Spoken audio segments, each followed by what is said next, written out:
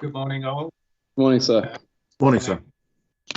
Morning. Time is now 9:30, and I shall resume this inquiry into the appeal made by FT Atwood and Partners against the decision of Medway Council to refuse planning permission for an outline application with all matters reserved except access at land at East Hill, Chatham, Kent. This is the third day of the inquiry, and first of all, some brief reminders. The event is being live streamed on the intranet. Core documents relating to the appeal can be viewed on the council's website. Mobile phones need to be turned off or to silent, and apart from the advocates or when witnesses or any other third parties are speaking, participants should keep microphones and cameras off. Please use the hands up function if you need to attract my attention at any time. I'll aim to break for lunch around about 1 p.m, finish it all if possible by no later than 5 p.m, and with suitable breaks mid-morning and afternoon. I am, however, happy to be guided by the advocates in terms of breaks. Now, so far we've heard from the landscape witnesses of the council and the appellant, and then from the planning witness of the council.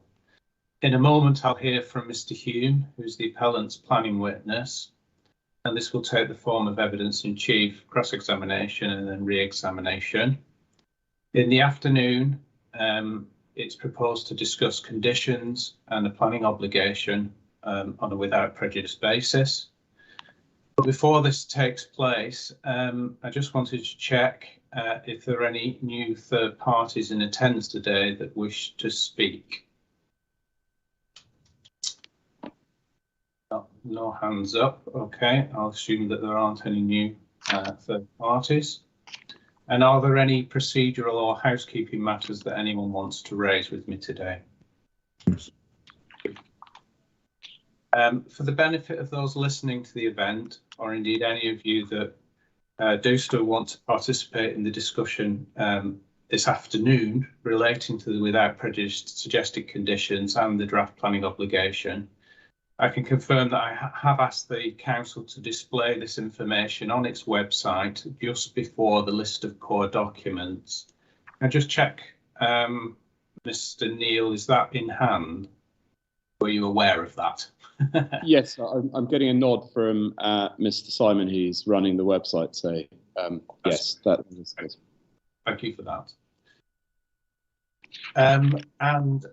Just before we proceed, Mr. Hume, I just wondered, do you have a bit of an update in terms of the additional habitats regulations information that I requested earlier on in the week? Where are you up to with that? Good progress is being made, particularly on the transport modelling side of things, which is all complete now.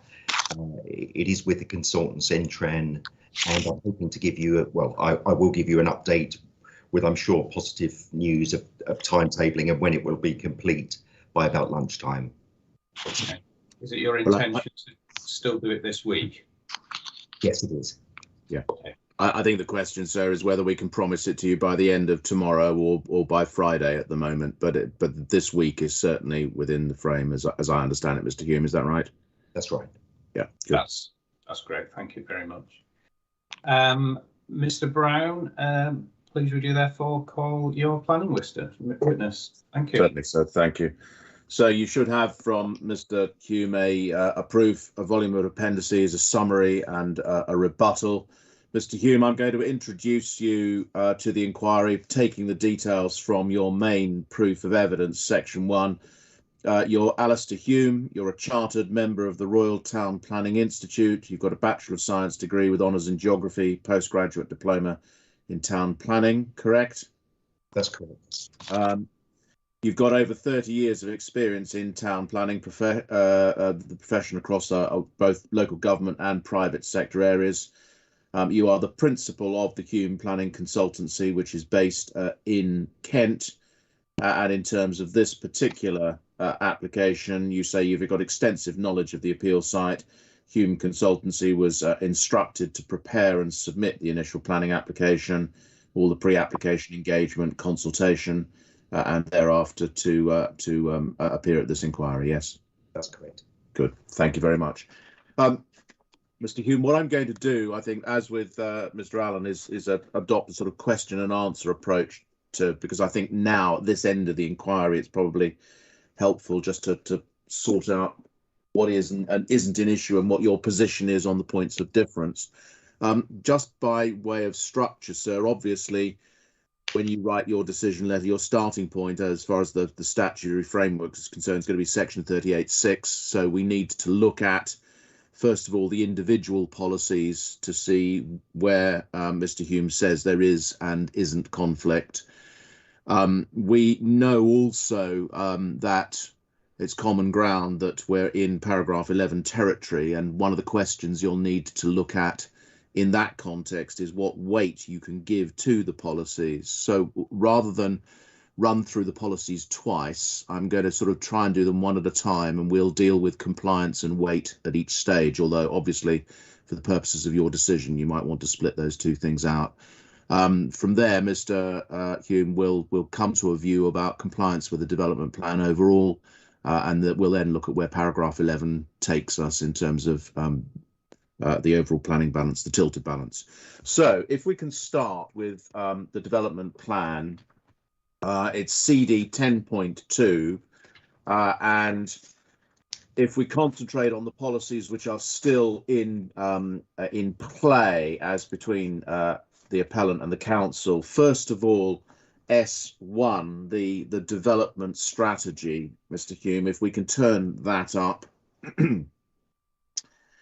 Now, yesterday with Mr. Etchells, when we looked at this, we noted that there are basically 5 paragraphs or sections to the policy, and Mr. Etchells, not Mr. Etchells, Mr. Canavan, I think agreed that in terms of the first 3 paragraphs, there's not, in his view, any conflict with S1. Do you agree or disagree with that?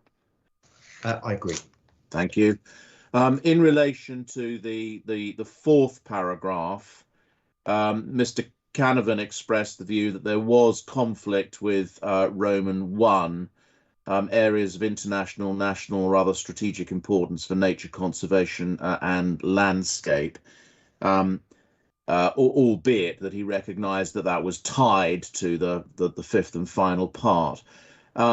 We'll come to the 5th and final part in a moment, but could you just give the inspector your views about whether there is any conflict in relation to the 4th limb, long-term protection for international, national, or other strategic importance for nature conservation and landscape? No, I don't see a conflict with that particular arm of the policy. Looking at the wording here and the hierarchy, effectively, international, national, that's clear. The strategic importance for landscape, I wouldn't put the alleys in that category. They're a local designation, as is sort of reflected in the name, and they function in part at a local level to separate parts of the extended urban area. But I wouldn't put them in the category of a strategic policy. That is taken care of by the strategic gap policies, and well, the one in particular, BNE 33, I think it is. That's strategic landscape area, isn't there? I think. Yes, that's a strategic gap. Well, there's a strategic gap and a strategic landscape policy. They're 2 separate things, aren't they? That's right. And BNE 33 is special landscape areas, and I can't remember what the strategic gap is, but it's special landscape. BNE 31 is strategic gap, isn't it? That's right, and BNE 33, you're right. The special landscape areas, which was a county designation. Okay, so on your reading, we're not in the territory that's protected by the 4th limb, is that right? Because we're not a strategic landscape. Right. That's right. Thank you. We then come to the 5th and final part of S1, outward peripheral expansion onto fresh land, particularly to the north and north of Gillingham, be severely restricted, and then the open heartland of Medway at Capstan and Darlan will be given long-term protection from significant development. Mr. Canavan's view, conflict with that. What's your position on that? Do you agree or? Well, I have to agree that there is conflict there, but I think that's where the context of where these policies derive come into play, which I can expand upon. Is that a matter that goes to weight or conflict? No, it is a matter that relates to weight. Okay, so trying to keep it nice and clean and separate at the moment. Conflict first. We'll come to weight in a moment, but I mean, this is the appeal scheme significant development? Yes, it is. Yes, and where we are putting significant development in the open heartland of Medway and Capstan, so that therefore conflict with that part of the policy. Yes, that's right. Right. Okay. So from there, we then need to consider. I mean, or at a separate stage, the inspector is going to need to consider weight to S1. Now, in the statement of common ground, there was the helpful table setting out the respective views.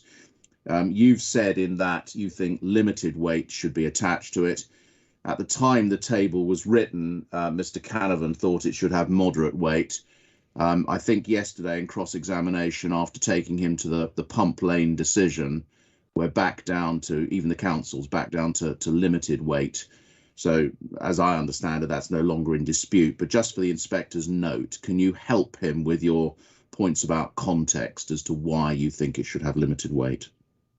Yes, I think because it functions in today's context as a sort of blanket, a blanket restriction, really, because at the time that the S1 was formulated, the scale of development being planned for was pretty much half the annual requirement that it is today. On top of that, and that dated back to the origins of that, where the Kent Structure Plan of 1996, where that housing requirement derived from. The other relevant factor is, and it was touched upon yesterday in, and Mr. Canavan responded, that plans today plan for 15 years in advance. This one, when adopted in 2003, had a shelf life to 2006, so 3 years. And I think in that context, considering, if you like, the bubble of development that was necessary to be planned for at that stage, and the degree of examination of the constraints that would apply, I think if that plan were to have run for a longer period, then certainly I think the areas of some of the spatial policies would have need to be reassessed and more land released, really. So, and on that basis, I see that this is really sort of limited weight, really, that can be. And just for the inspector's note, is that also the conclusion that the inspector came and Secretary of State came to at Pump Lane? That is, yes. Good, thank you. All right. That's S1. S2, if we could go there, please, which is strategic principles. Now, yesterday with Mr. Canavan, I took these in reverse order, and his view in relation to 3 was that it didn't apply. In relation to 2, there's no conflict, and then we will come to 1 and the conflict that's there. In relation to whether or not 3 applies, Mr. Hume, I think in your evidence you've indicated that you thought it had some application. Have you rethought that since you've spoken to Mr. What's your position on whether 3 is applicable or whether we comply with it? Well, I'm not certain that it applies really, but it's covered anyway by sort of Lim 2. I think this policy, which is sort of an implementation policy of the S1 policy that we've just been referring to, really the main principles that I'm getting at was that it's an urban focused development. At the time, this is sort of the plan is trying to achieve the most out of brownfield sites, and that's come up in many representations that have been received from local people, and that process has been work through as part of that plan strategy. So and which I agree with as a spatial approach. But after brownfield sites, what is S2 telling you about whether one's looking at the second or the third limb of S2? What is S2 telling you about where you go once you've used up all everything within the urban boundary or all your brownfield sites? Well, it's telling you to place development very close to services, particularly higher order facilities and transport connections. That's all part of the drive towards accessibility, and the sequential approach at 3 might be more related to cinemas and sort of major out of town schemes, but I think it's covered the same principle by limb 2 anyway. And in terms of whether the appeal site complies with that, your views very briefly, and just for the inspector's note, just some of the reasons why in terms of what is available or isn't available in terms of facilities, distances, and those sorts of things, please. Yes, well, I think it's common ground that the appeal site is a sustainable location, accessible to services nearby, and not only that, with the scale of development, there can be facilities brought into the site, and you'll see a part of our proposals include education and local shops to add to that. But it is probably about 1.5 miles from the centre of Chatham, the high order settlement within the Medway towns, and containing a wide range of services, and there's good public transport linkages into the centre. Okay, thank you. So that brings us in S2 terms to the first limb, which is where Mr. Canavan saw conflict. Maintaining and improving environmental quality was the part that he focused on. The appellant's your position on that.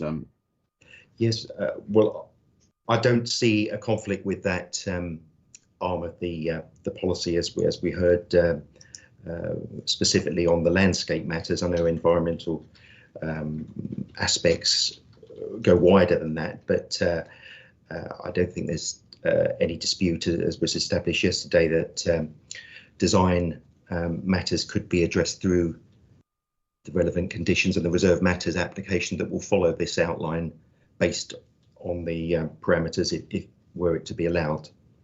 And in terms of your conclusions on landscape, I mean, you're presumably there drawing on Mr. Allen's evidence and what's been said in relation to BNE 34 in the alley. Is that right?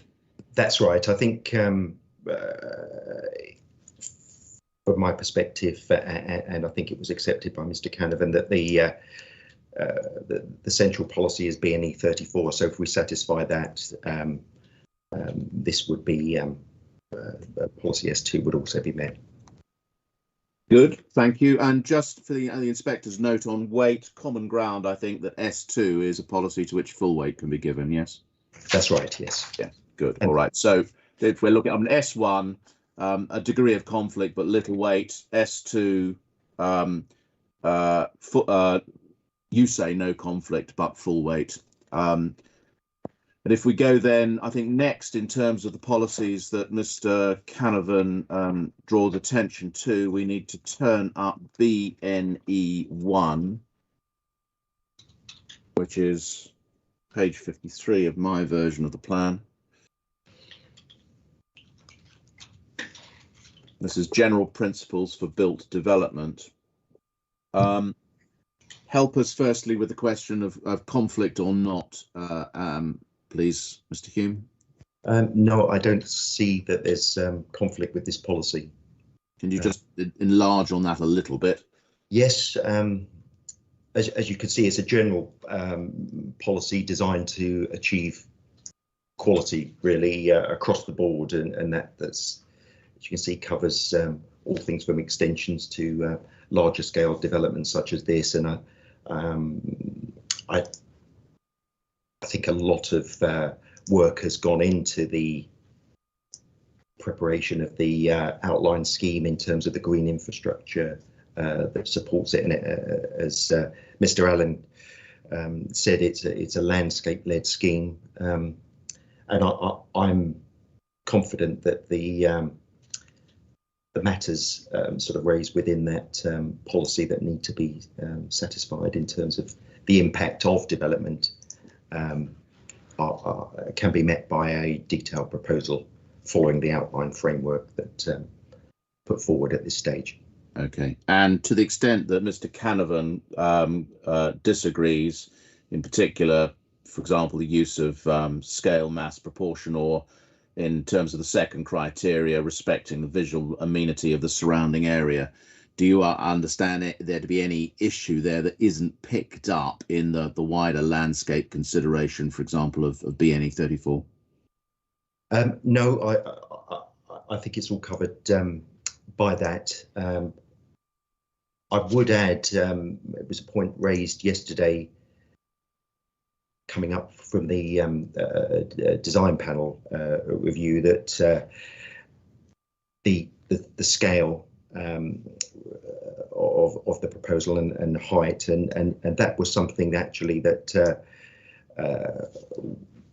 was adjusted with the height increasing as a result of that design panel review, and some changes being made at that point to reflect feedback, and with the idea, and this depends on the views of whether we should be hiding away development or whether we should be making a quality design statement, really. That really was the key, where the design panel's input was sort of shaped the scheme and I feel justified the scale. Okay, thank you. And weight for BNE1, I think, again, common ground, that's a policy the inspector can give full weight to, yes? That's right. Okay, thank you. BNE2 was previously an issue, but we've now, I think it's now common ground that it's not in play anymore, so we can pass over that. BNE 25, again, first question, conflict? Yes, there has to be a conflict with this policy because it's distinguishing between countryside and the urban area. Yeah, and it's got a number of forms of development that could be allowed in the countryside, but we can see the appeal scheme, residential development that's not for agricultural workers is not one of those, yes? That's right. No. So, I mean, for that reason alone, we would be in conflict with BNE 25, yes? Yes. Okay, all right, so clear conflict there, but weight? Yes, again, the weight has to be limited in this case, and I think following cross-examination, Mr. Canavan also agrees with that assessment, and that's also consistent with the Punt Lane decision. Good. Well, in that case, I won't ask you to go any further on that. Thank you. And then BNE 34. The alley policy. Now we've got two criteria. You can allow development if either it doesn't materially harm the landscape and function, or the economic and social benefits are so important they outweigh the local priority to conserve the area's landscape. And then we've got the tailpiece: development should be sited, designed and landscaped to minimise.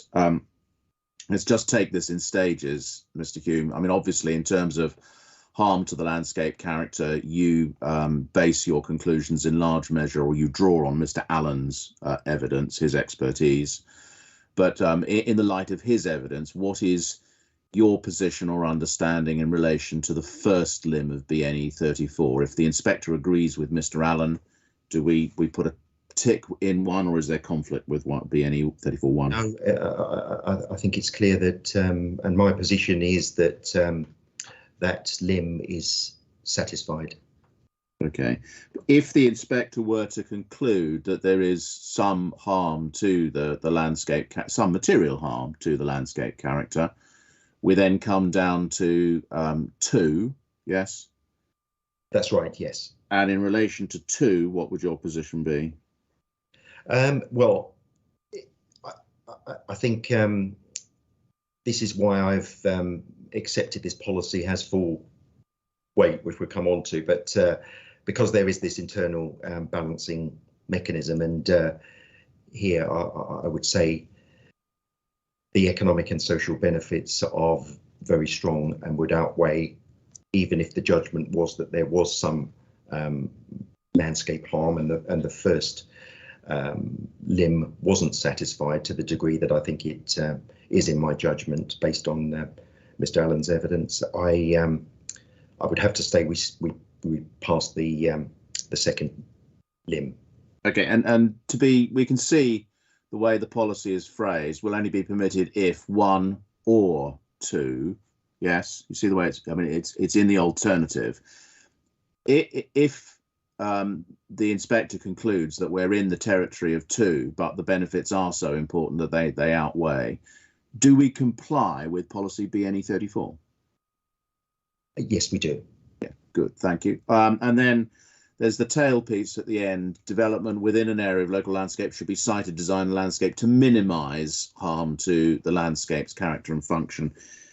We heard something from Mr. Allen on this, but you've also been involved in the evolution of the scheme. Can you just help us with the extent to which, in citing, designing aspects of the development, that there has been a conscious effort to minimise harm? Has that been the case? It certainly has, and very much picking up on the topography of the site, the connectivity of existing woodland networks, including ancient woodland around the edge of the site, open space and green networks and existing footpath networks, and improving those that perhaps we'll come on to, because I know that's another policy issue. But overall, the technical team has, and the green infrastructure not only relates to landscape, there's the biodiversity dimension, and we're relating to that the surface water drainage strategy, all of which interlinked and provided these improved green networks that work in a recreational manner to improve public open space and access through the site to the Capstan Country Park from east to west, from Prince's Park across, and that's very much led the design process that has followed that. So I would say that we certainly have addressed that point.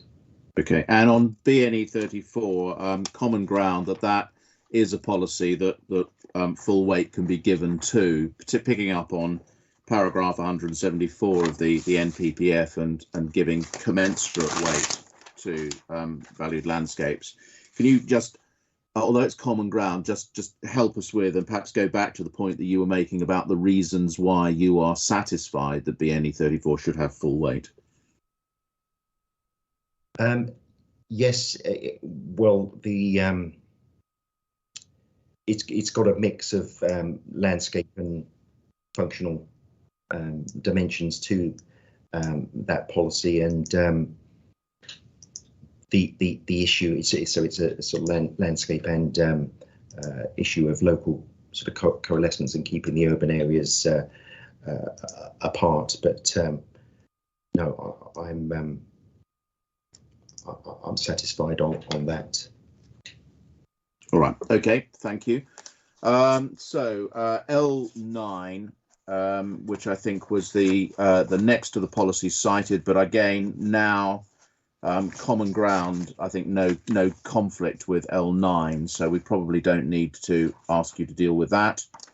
But L10, the footpaths or the rights of way policy. development that would prejudice the amenity or result in the diversion or closure of existing rights of way will not be permitted unless an acceptable alternative route. Your position, first of all, on conflict, Mr. Hume? Yes, I don't see a conflict with the policy. I think you're going to need to just say a little bit more about why. Yes, yes, the policy's sort of central to the policy is the point about whether it would prejudice the amenity, and amenity, like sort of residential amenity, it's a difficult point to pin down, and a bit of a subjective judgment in some respects that depends on the individual. But I take it that it's wider than the pure landscape point, that is how the footpath is appreciated as you walk through. It's the functionality of the link and its ability to fulfill some of those objectives that we covered in the spatial policies of encouraging accessibility, in this case to the Caxton Country Park, by providing that link that is also mentioned in the local character area assessment as something that needed to be improved. But yes, I am quite confident in the approach that we've taken, where we haven't, there's only two routes through this site at the moment, running east-west. That's RC9 at the bottom and RC32, I think, at the towards the northern boundary, and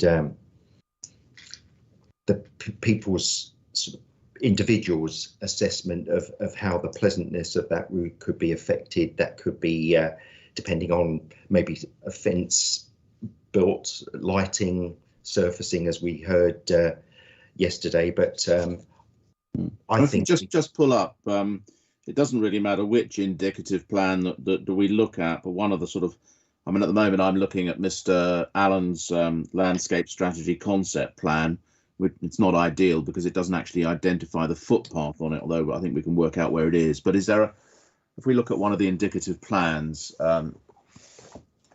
what's the best one to go to show where the footpaths are going to run in the scheme, Mr. Probably the I'll just have a check on the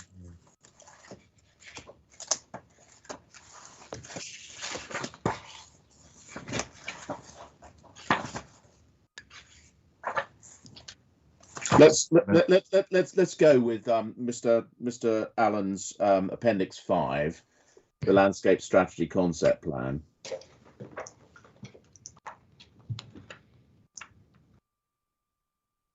You've got that.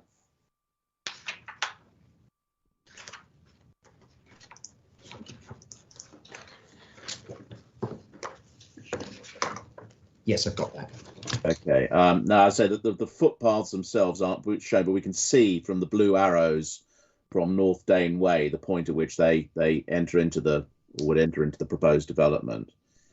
And just looking at those, going back to your point about designing the scheme in a way that tried to minimise harm, can you help us with the way in which the footpaths have been treated? Are these going through a tight urban development, or what are they passing through? What's the ambition?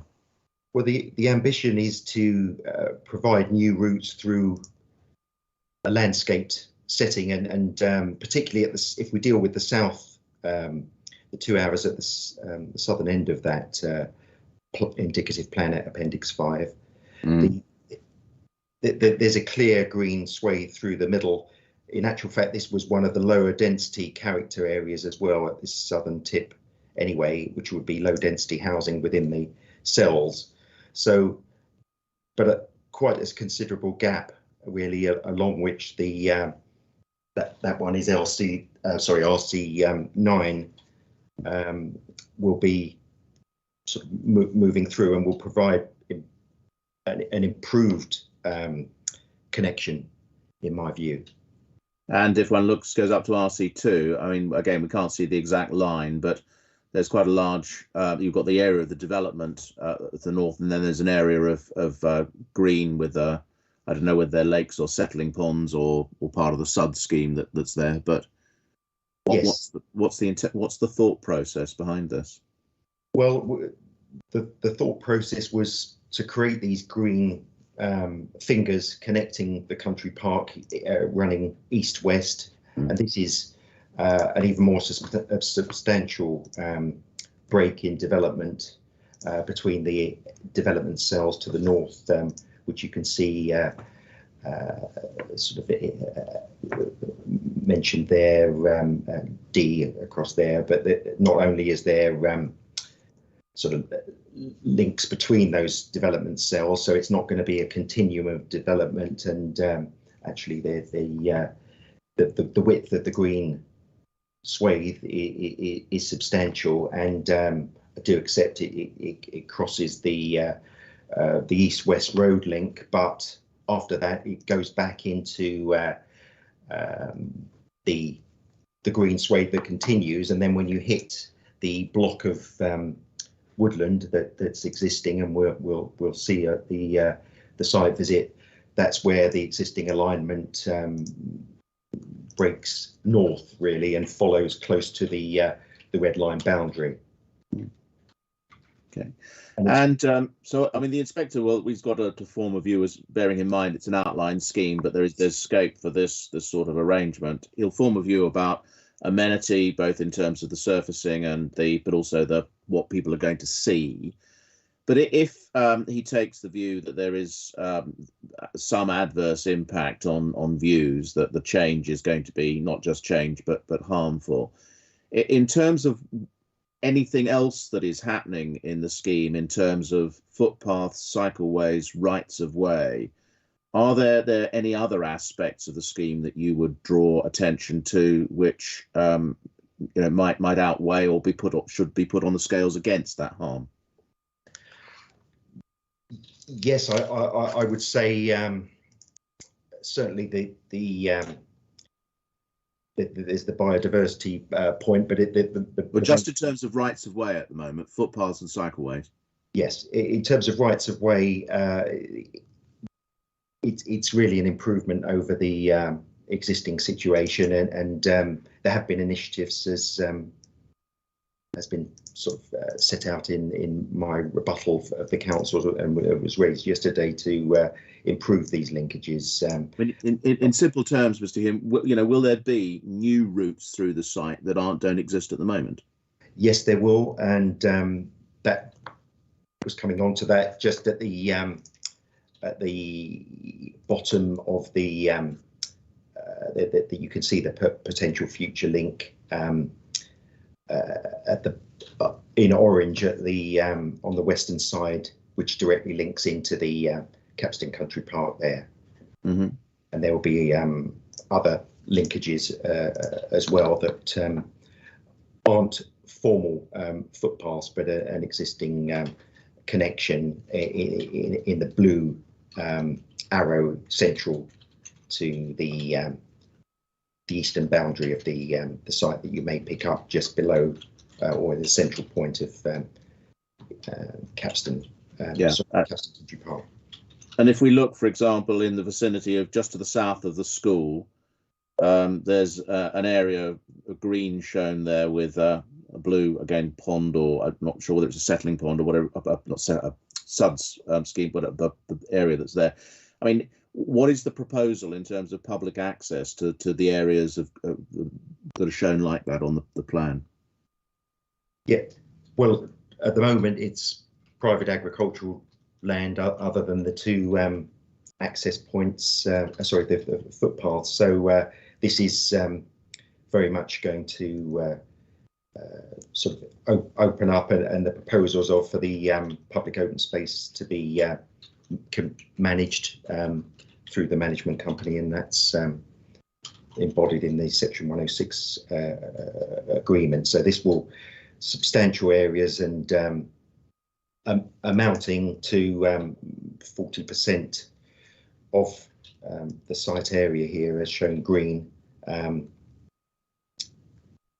available to the public, excluding the school. Okay, thank you. All right, so that's your position on conflict. And in terms of weight, I think common ground full weight to L10, yes? Yes. Good. All right, so that takes us through the policies that are in play. Now, we know when looking at Section 38.6, matter of law, you don't answer Section 38.6 by putting a tick in or requiring a tick in the box of every policy. You've got to put the overall picture in and come to a view about whether or not there's compliance with the development plan. But in this case, bearing in mind what you've said, for example, about BNE 25, what is your position in terms of whether the scheme complies with the development plan as a whole for the Section 38.6 question? I would have to say it doesn't. Okay. And just a key reason for that, or reasons? Because of it goes back to the date of the local plan, really, and some of the what's the major conflict that you identify, Mr. Hume? The major conflict was the constraint on development of those policies, because they're blanket restrictions. Yeah, but which is there a particular policy which leads you to the conclusion that we're not consistent with the development plan as a whole? It's policy S1 and BNE 25. There's a conflict with the policy. Okay, right. Okay, that's helpful. So from there.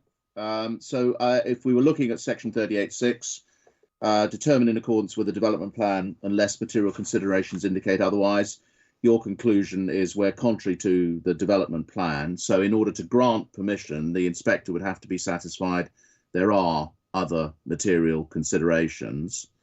What, in your view, are the other material considerations in this case? Well, the economic and social benefits of the scheme, which are significant, and that's a matter of common ground. Yeah, I mean, where does the NPPF paragraph 11 fit in that picture? Well,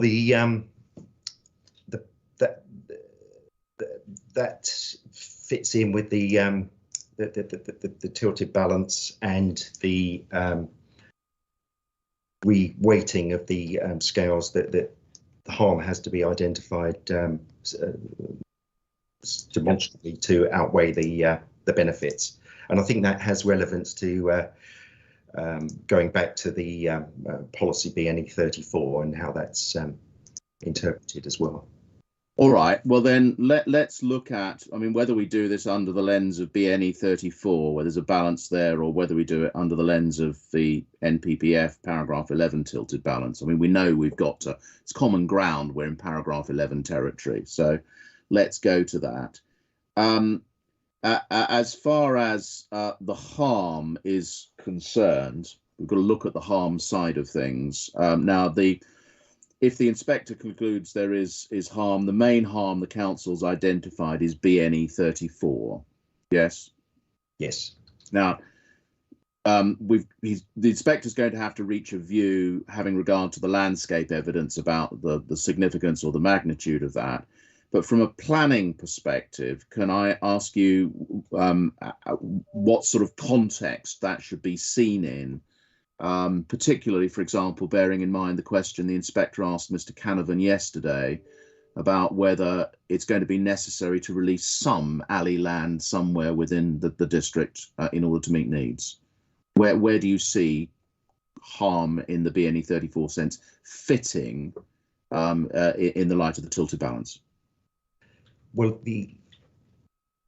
first of all, the economic benefits set out in the alley policy are worded in a way that, if the economic benefits outweigh the local priority to conserve, then the policy is satisfied. The MPPF effectively trumps that by saying that the harm identified must demonstrably outweigh the benefits, and I think there are a number of sort of reasons, and it was discussed yesterday, not least the new housing requirement, the acceptance that brownfield capacity isn't going to be enough to meet the future housing requirement, which leads us to the conclusion that weight has to be more weight can be attached to the economic and social side of things. One of the things that Mr. Canavan and I covered yesterday was this business about, well, if you're going to have to go into the alley, where is or isn't a good place to go? And you remember I put to him the fact that at the Regulation 18 stage, when the council was looking at where it might go if it had to meet need, the appeal site was in 3 of the 4 options for reasonable alternatives. And Mr. Canavan's response to that was, well, that was, if you like, a sort of policy blind exercise. It didn't mean that the scheme was acceptable in landscape terms. Have you got the Regulation 18 draft available? It's CD 1027, I think.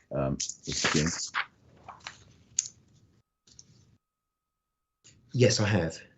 I mean, is there anything in there that you would like to draw the inspector's attention to, which helps with the question whether, in arriving at those 4 options, the council actually had carried out any sort of review of different sites, different parts of the alley, different pockets of land that could be released, before concluding that the appeal site should be in 3 of the 4 options? Yes, I would say, looking at this, it's clear that it's a little bit more than throwing out a series of options and asking what might happen as a sort of almost like an issues and options stage. It's clear at 3.14, for instance, that the council states there that they carried out a wide review of potential land for development across Medway to determine which sites and locations represent the most sustainable and successful choices for the plan's growth strategy. And it goes on to say that has followed an iterative process of assessing land availability and suitability within the borough. And following the SLAR and also these sort of further assessments. Okay, that was 3.14, was it? That's right, yes. Yeah, and the SLAR process referred to in 315, yes? Yes. Yeah, okay. So, I mean, how, in your view, does that fit with what seems to be Mr. Etchell's argument, which is that, you know, the appeal site is just too sensitive and you shouldn't ever go there? Well, it shows that there's some assessment by the council themselves in a comparative sense, as well as part of this local plan process some years ago, that has led to the development options being presented. Okay. All right, thank you. So the inspector's got to come to a view then about harm in the light of all of that evidence.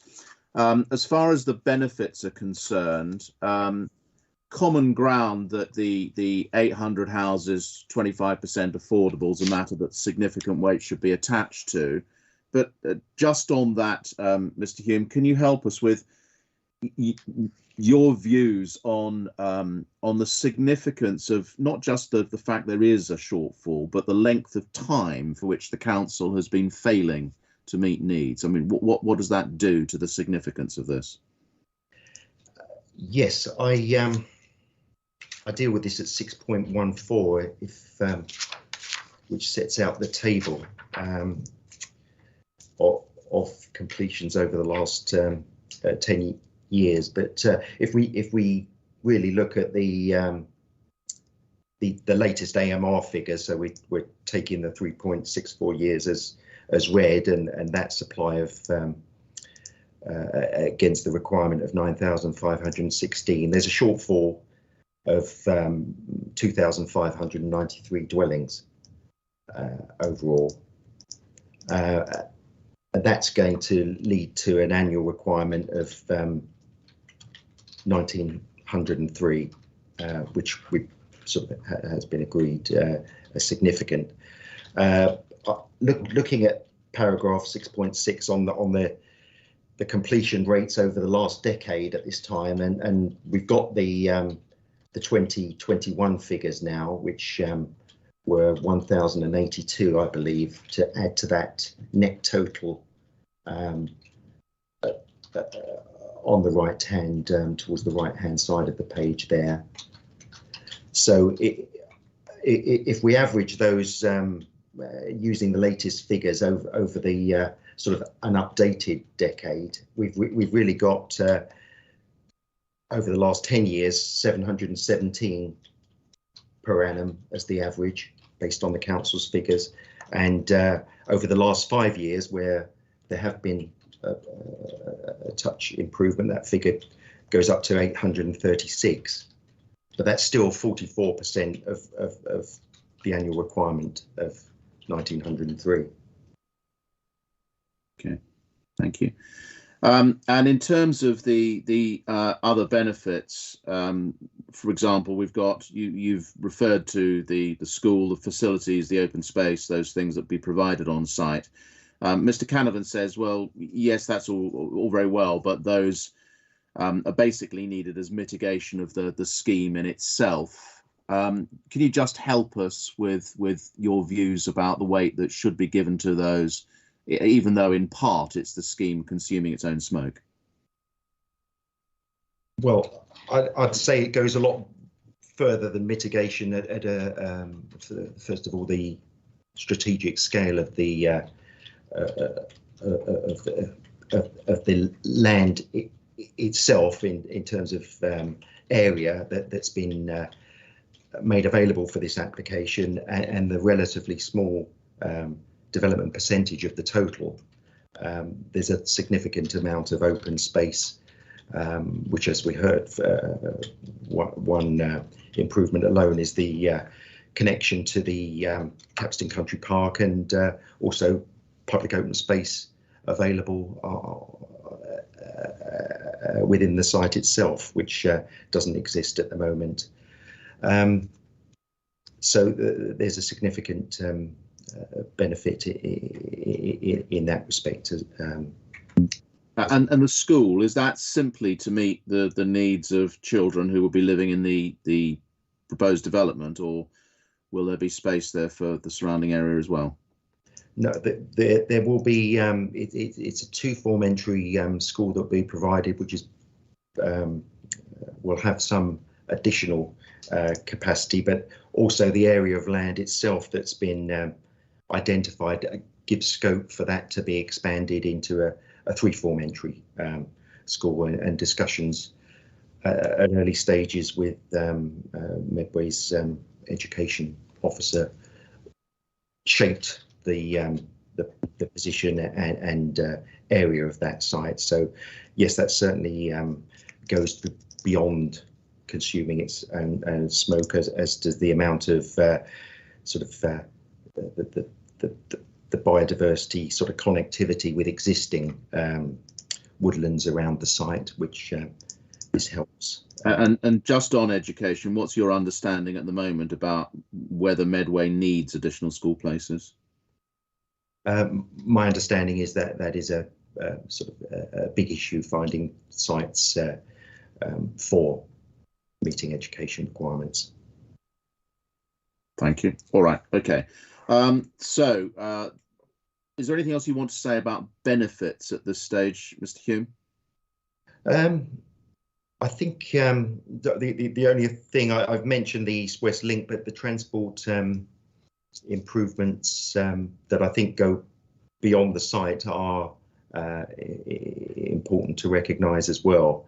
That link road will have substantial sort of residual benefits in terms of how the local network works. And whilst I'd accept that some of the wider off-site is more mitigation with some of the junction improvements further afield, there is also the public transport sort of contributions, which I think will benefit. We don't need to go into it at the moment, but if the inspector looks at Mr. Wild's statement in your appendices, one of the things that comes out of that is that the link road does in fact take pressure off a number of existing junctions in the area at the moment. Yeah. Yes. That's right. All right. Thank you. Okay. Can I just then ask you about some of the points that Mr. Canavan raises in terms of reasons why the inspector should be less concerned about the 5-year housing land supply? And firstly, the fact that the council has long-standing aspiration for a new settlement on the Hoo Peninsula, which may or may not emerge in the Reg 19 draft, as and when we see that. I mean, what is your position on the weight that should be given to this, Mr. Hume? Well, there's been a long-standing hope that the local plan would be put in place, and we could Medway could achieve a plan-led sort of approach to allocating housing requirement. That hasn't happened despite several attempts. So I make reference at my appendix to one of the policies that related, I think it was S14, that talks in the adopted Medway local plan about the potential for Lodge Hill at that stage, and certainly that took off and was inbuilt into their LDF sort of core strategy. I think in sort of 2006 and 2007 they were at hearings trying to get this new sort of LDF approved, and was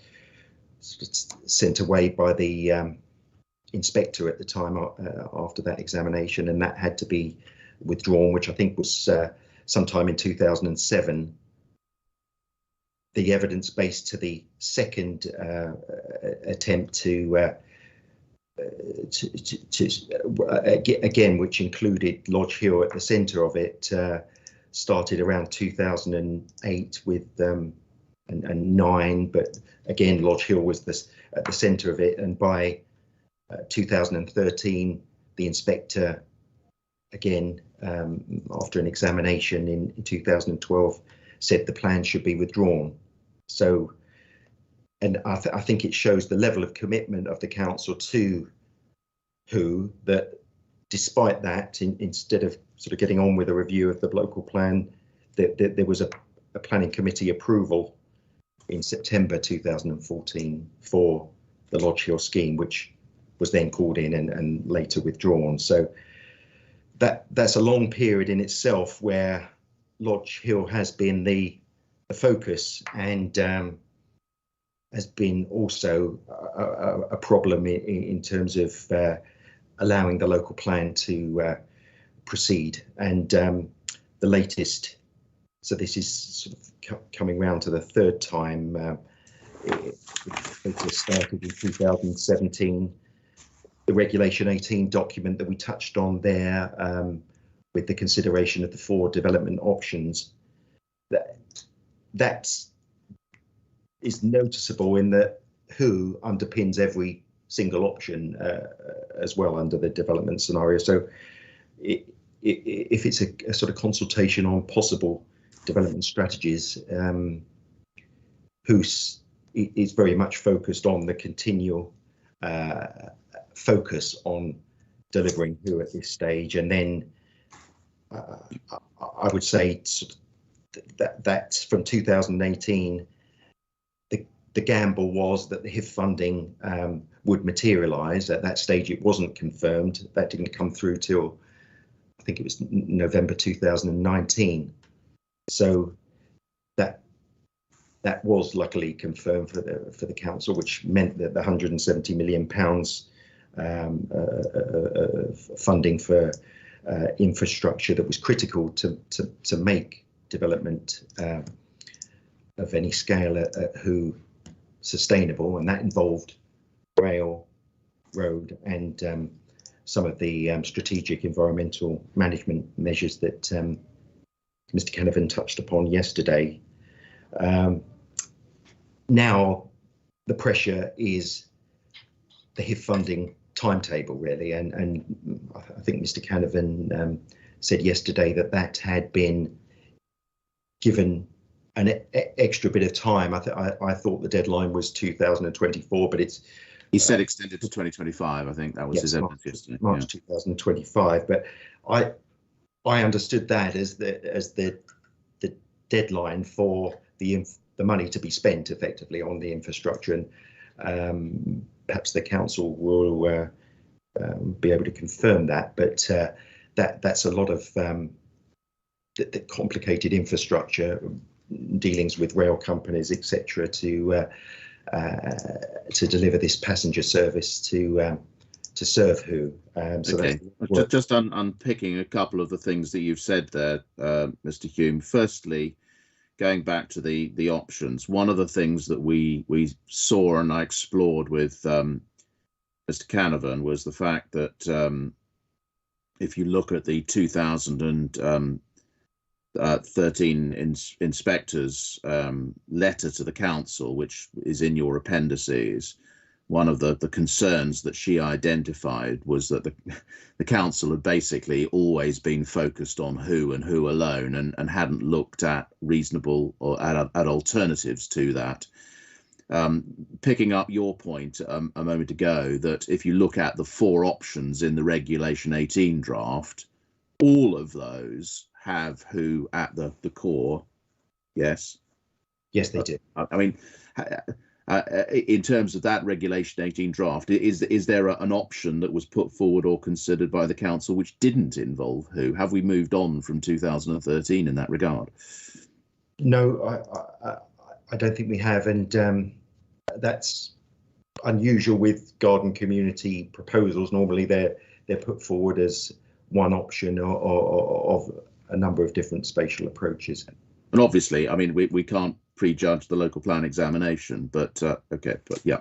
And even if, let's assume that Who makes it through the local plan process, if I think back in the Regulation 18 draft, there was a sort of timetable for when the plan was expected to be adopted by. The Regulation 18 draft, I think, tells us it was supposed to have been adopted by 2020.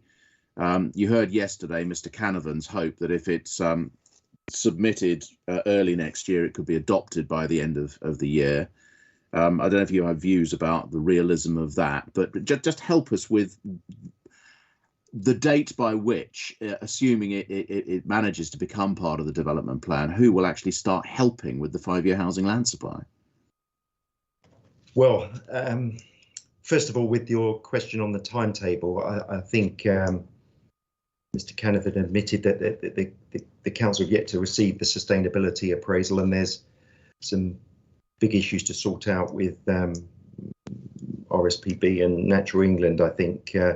So that needs to be done before there can be any consultation on a Regulation 19, which and Who is a controversial proposal. So there can be expected to be a lot of representations. And I would think that the timetable is very optimistic, and I could easily think it would take at least another year, with modifications potentially and perhaps additional evidence base. That's assuming that the sustainability appraisal is ready to go, and there could be a consultation early in the new year. But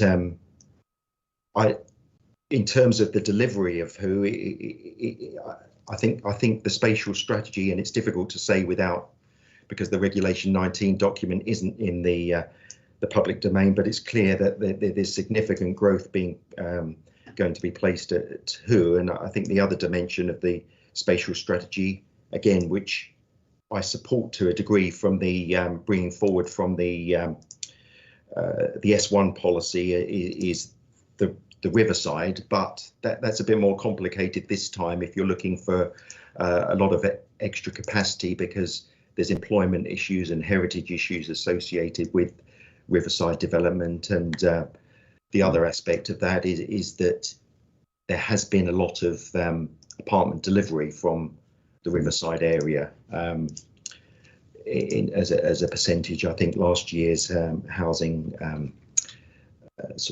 completions, there were more apartments than dwellings, and with the current situation and house builder interest, I think that that's a dangerous impact on the potential supply, I would say, and delivery numbers coming through from the brownfield, aside from viability issues that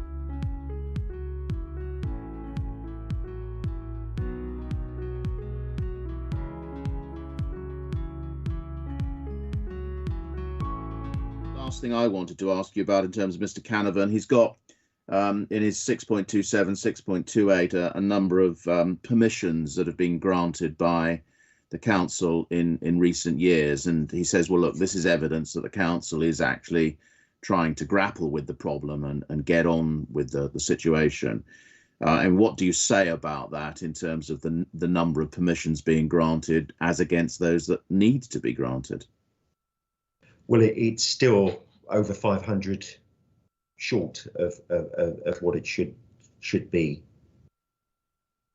As we say, over 500, is that an annual figure or a total figure, or a?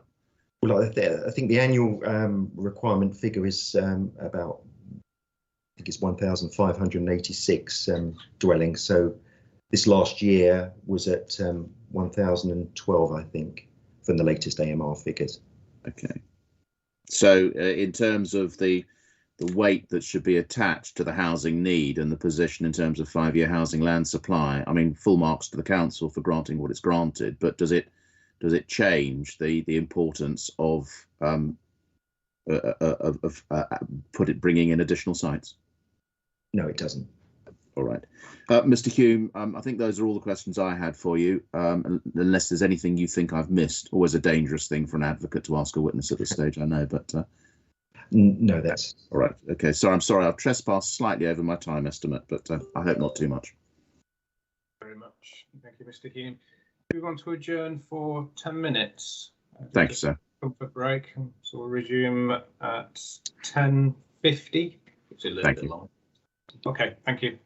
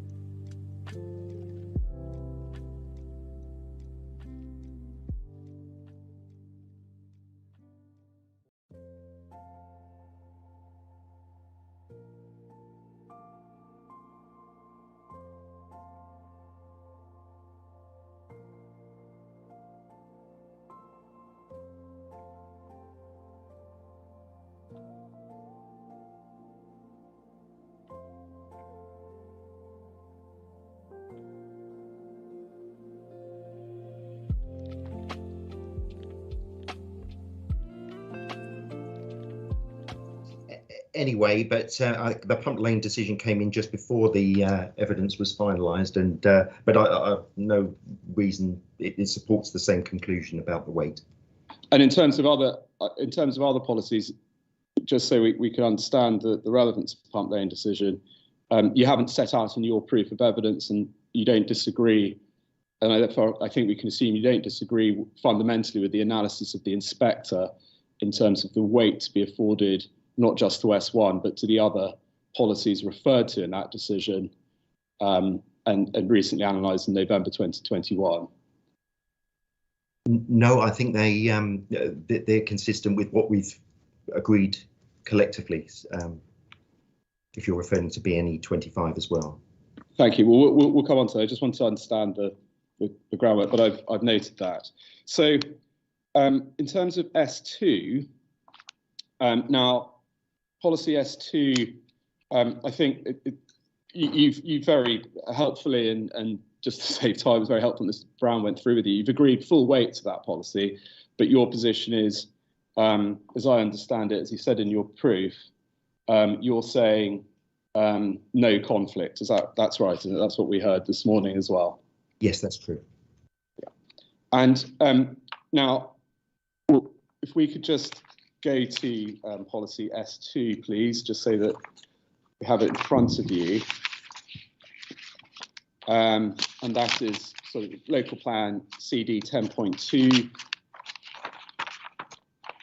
And that's on pages 11 to, well, the development strategy starts at page 11. Policy S2 is page 13, isn't it? Do you have that in front of you? I've got the S2 policy itself in front of me for my appendix. Now, just so we're clear that so far as there is a disagreement over this policy, and particularly in relation to compliance or conflict with this policy, or a conflict of the development with this particular policy, the issue isn't it. The issue between you and Mr. Canavan is to do with maintaining in the first limb of that policy S2, maintaining and improving environmental quality and design standards. I think I thought it was the first part of that. Design standards were. Yes, you're absolutely right. So it's the maintaining reference to maintaining and improving environmental quality, yes. And just to understand the difference between you and Mr. Canavan. Mr. Canavan has said, in effect, because I'm paraphrasing, but environmental quality includes considerations of landscape, and his conclusion in terms of the breach of his opinion that there is a breach of S2 Roman 1 is because that is derivative on his conclusions and in relation to BNE 34 landscape impact and so on. That's right. That's as I understand it. And I know, Mr. Hume, in terms of hypotheticals, you won't agree with the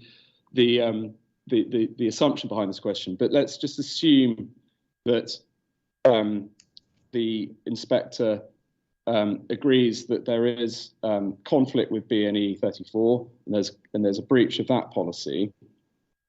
And let's assume that the inspector agrees that environmental quality can embrace landscape issues.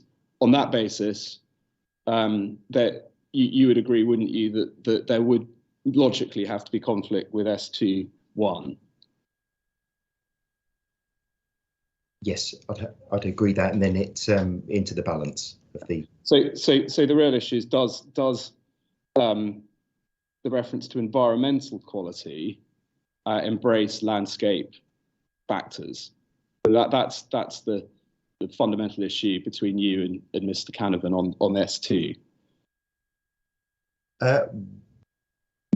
No, not well. I'd assume that landscape was part of the environmental quality considerations.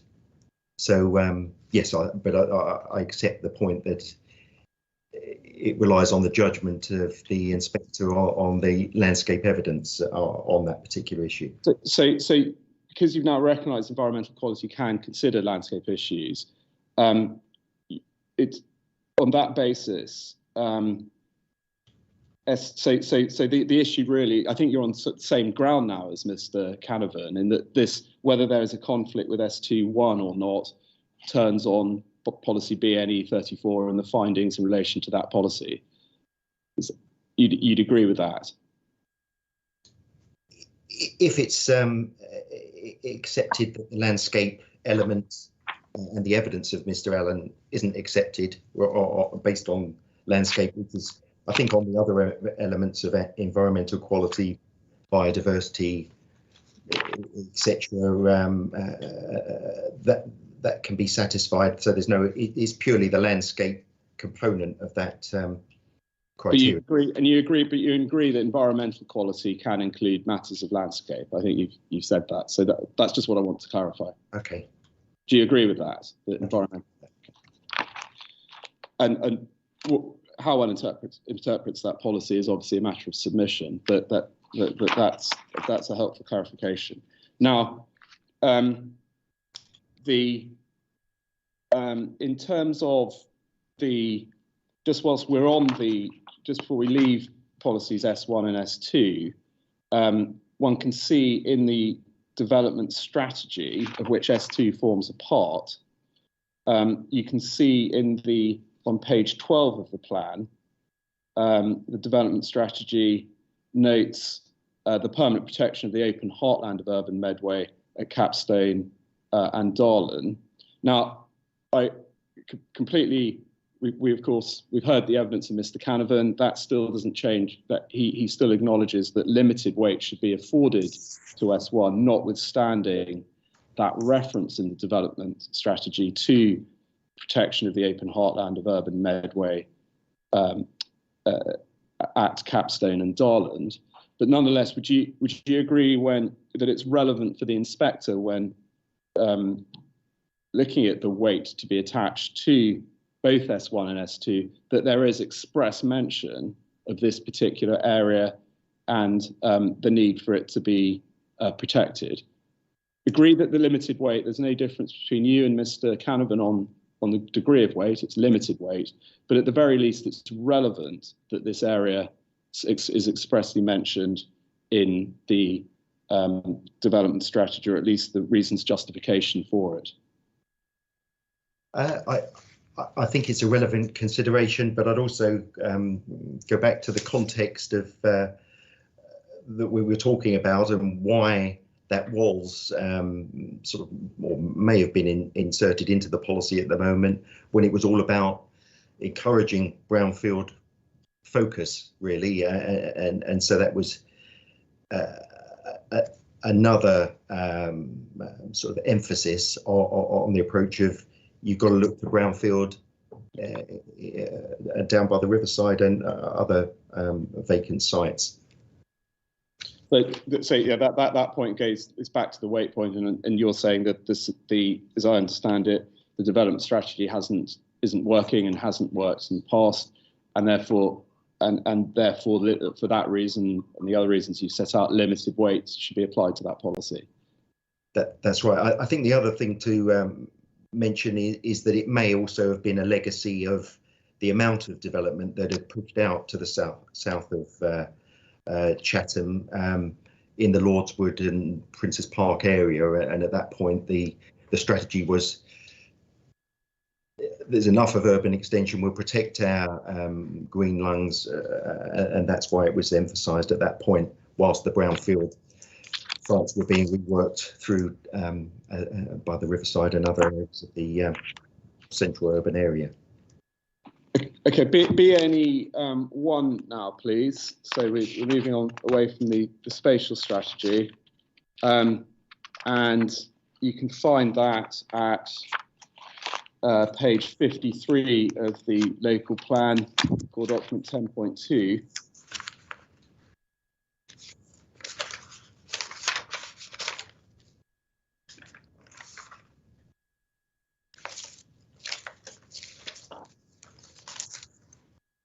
Yes, again, I've got the policy. Yeah. So. And you say Besides saying we've got that at the back of the statement of common ground, can we agree full weight to that policy? Yes. We'll come on to conflict in a moment. You say, thank you, say full weight. Now, in terms of conflict, can we agree that well, first of all, if there is a finding of a conflict with BNE 34, it would naturally follow that there would be a conflict with BNE 1. Or do you disagree with that?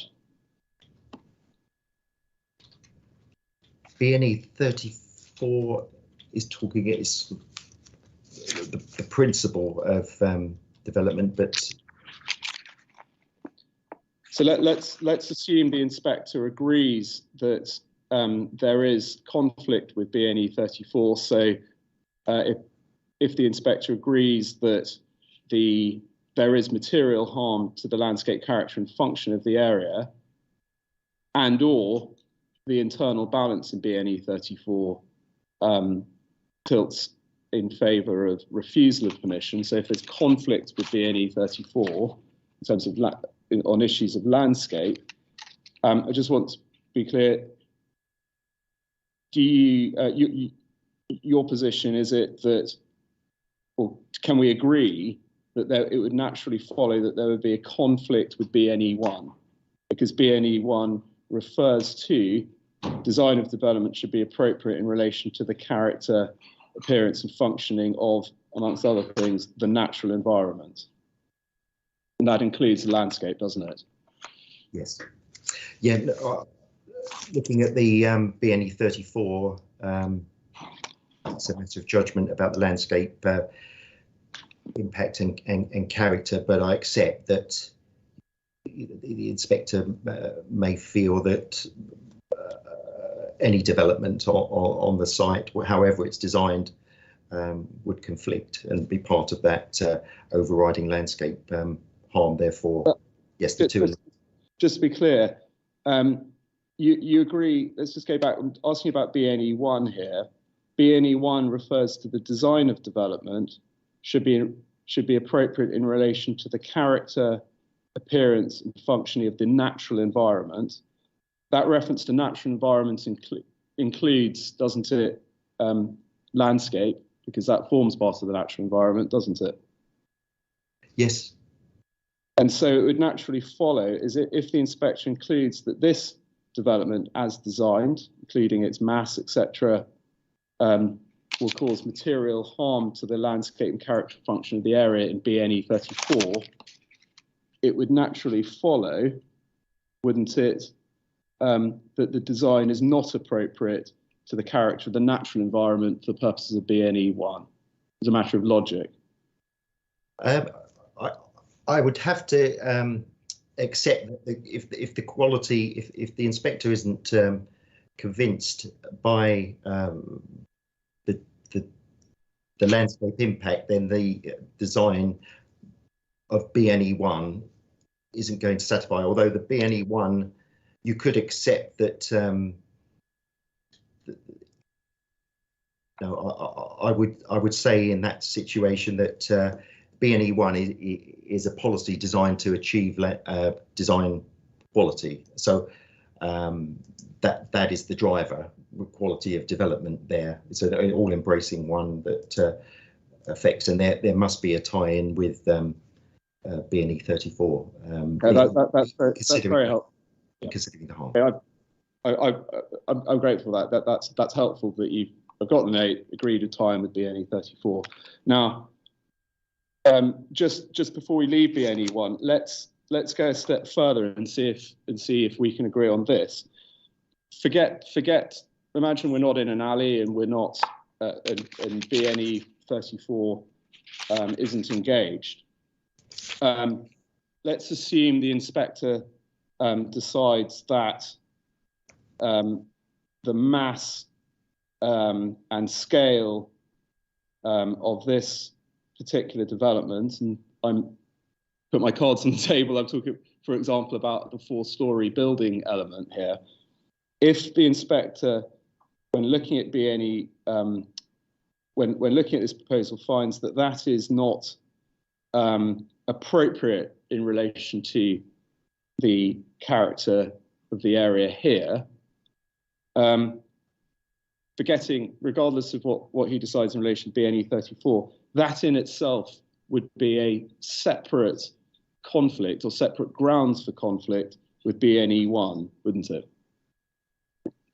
I'm assuming you don't agree with me in what I'm saying about the acceptability of the 4-storey element, but just as a matter of logic and in planning terms, if there is a finding that that 4-storey element is not appropriate in relation to the natural environment because it's not satisfactory in terms of mass and scale, it would naturally follow that there is a standalone breach of BNE 1, Little Roman 1, wouldn't there?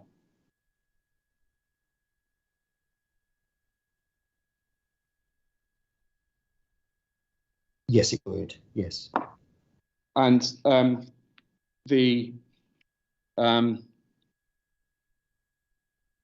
would also follow that there would also be, if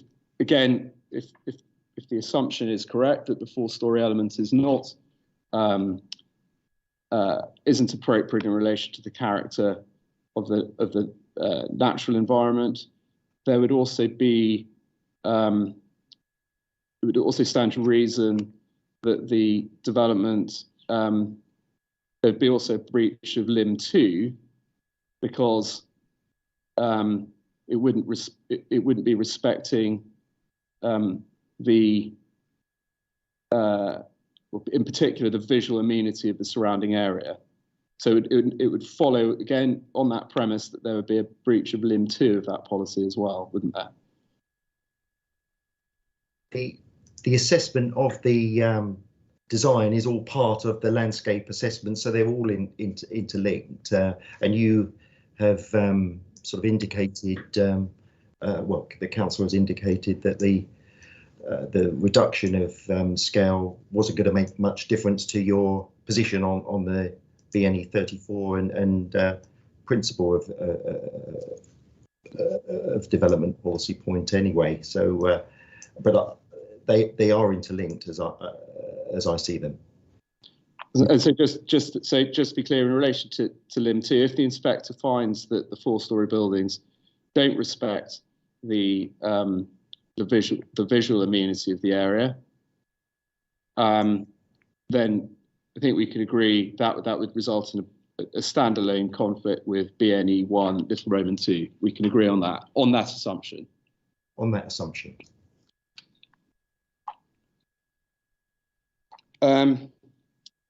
BNE 25, please. And that's the development in the countryside. I think we can move on quite quickly in relation to this. You've very helpful. You've accepted conflict with that, but common ground, limited weight should be attached to BNE 25. Is that a fair summary of where we are between you and Mr. Canavan on that? Yes, I think we're agreed on that. Now,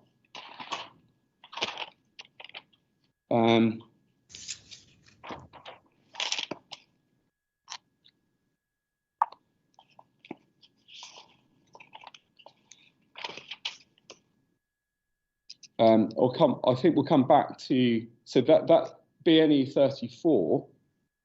We'll come back to the design elements of BNE 1 in a moment. But just before just to clear up the differences between you and Mr. Canavan in terms of weight and conflict, BNE 34,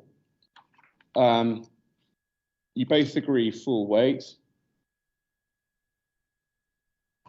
That's right. That's right.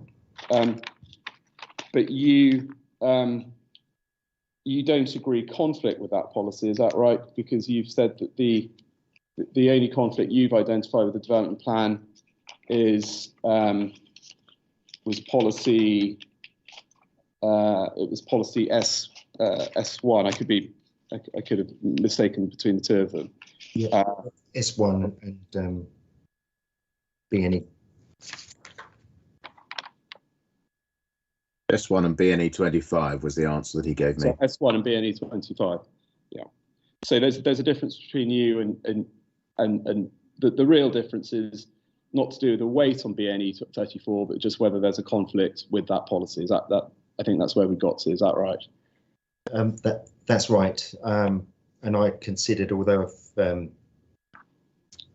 BNE 34 has implications for the release of new sites, it does have full weight because it's got the internal balancing mechanism within it, and that's the position I took.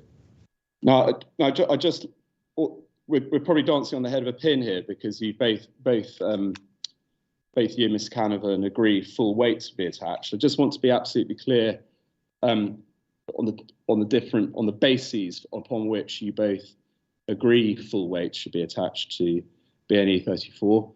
Can I take you to the Pump Lane decision, please? And that's CD 1024.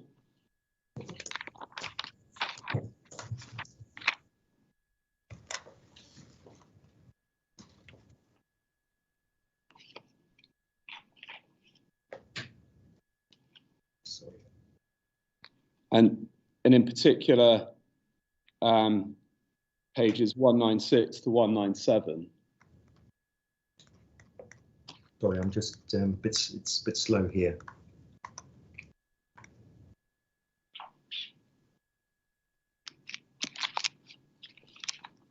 Sorry, I'll give you pages 196. It's CD 1024, 10 Yep. decimal 24, pages 196 to 197.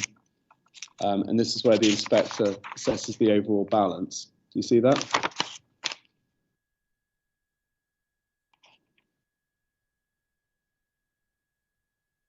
Just coming to. Yeah.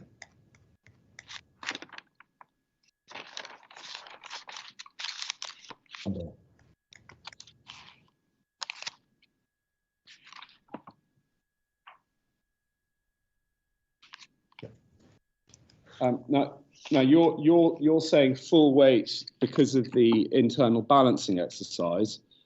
I just want to test whether that chimes with what the Pump Lane inspector found. The paragraph 12.227. Now, accepting each case needs to be judged on its own merits, etc. And I'm not asking you to agree in any equivalence in terms of the detail of this scheme to this of the Pump Lane scheme to this scheme, but I'm just asking you about the approach of the inspector to weighting of these policies. 1227, we see the following, don't you, from this inspector. Development proposed would have a substantial adverse landscape and visual impact. That harm is all the more, I won't read, I'll read the whole thing just to be fair, with corresponding harm to character and appearance of the wide swathe of landscape between Lower Rainham Road and Twydal Rainham. And this is the sentence I'd like to draw your attention to. That harm is all the more significant given the status of the site as part of a locally valued landscape, as recognised by its designation as an alley in the local plan, with the development causing material harm to the character and functions of the alley, including its function as a green buffer. And then that brings the development into conflict with S1, BN25, BN34 and BN47. Now just pausing there, do you see the test the inspector's applying there? Development causing material harm to the character and functions of the alley. Do you see that? Yes. And that, it would be reasonable to assume that the inspector there is looking or has in mind the first limb of BNE 34 and the reference to does not materially harm the landscape character and function of the area. No. Well, the difference there is that in the referencing of the alley in that section with the development, assuming this specific proposal at Pump Lane, I know that was for a bigger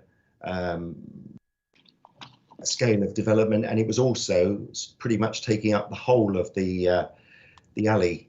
Yes, I'm not. I said, Mr. Hughes, I don't want to get into a sort of quasi beauty parade between these two developments. I just want to understand the reasoning of this inspector.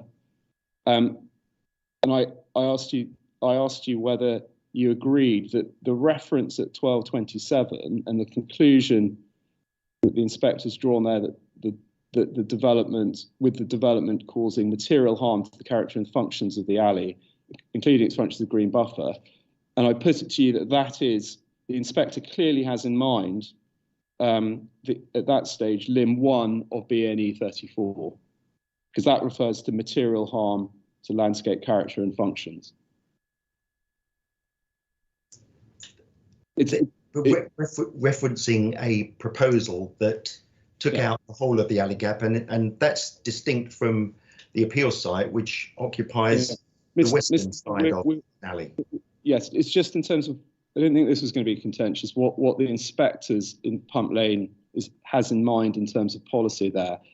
That reference to material harm is clearly drawn from, isn't it, the first limb of BNE 34.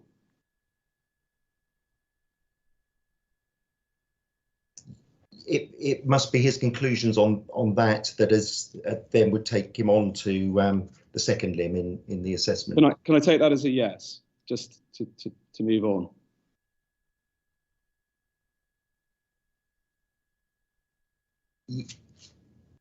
Yes, that is. That is fair. But this isn't the key point. Don't worry, I'm not trying to establish some common ground here. I know. One has to be careful agreeing that this isn't the key bit that I wanted to, where I think there'll be disagreement with you. We'll come on to where I think you do disagree with me. We then look at weighting.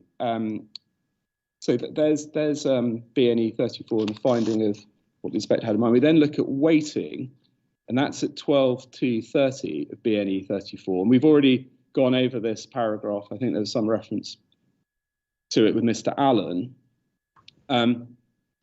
And here, this is the reasoning where the Pump Lane inspector concludes at the end of 1213 that there's no reason why the conflict with BNE 34 should be given anything less than full weight. Do you see that? Yes, I do. Yeah. And the inspector says, as noted, it's not a general restraint policy, but one that protects specific areas for that local landscape value. You see that at the top of 1230? Yes. And then I won't read the middle bit because that's talking about merits of the local designation, etc. We'll come back to that later on, perhaps. But this is the sentence I want to draw your attention to.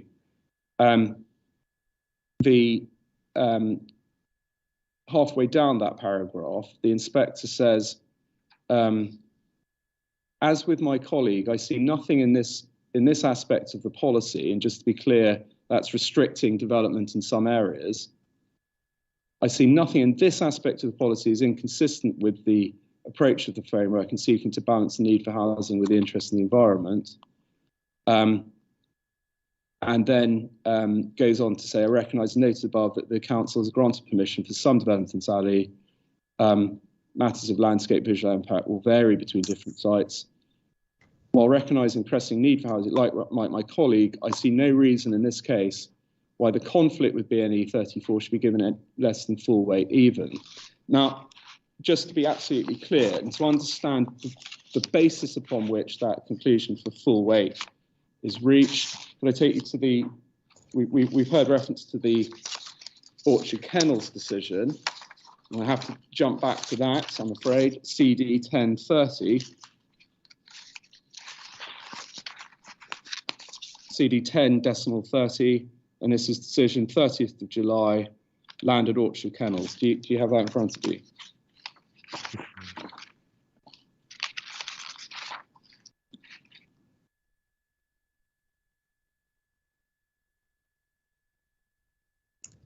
Yes.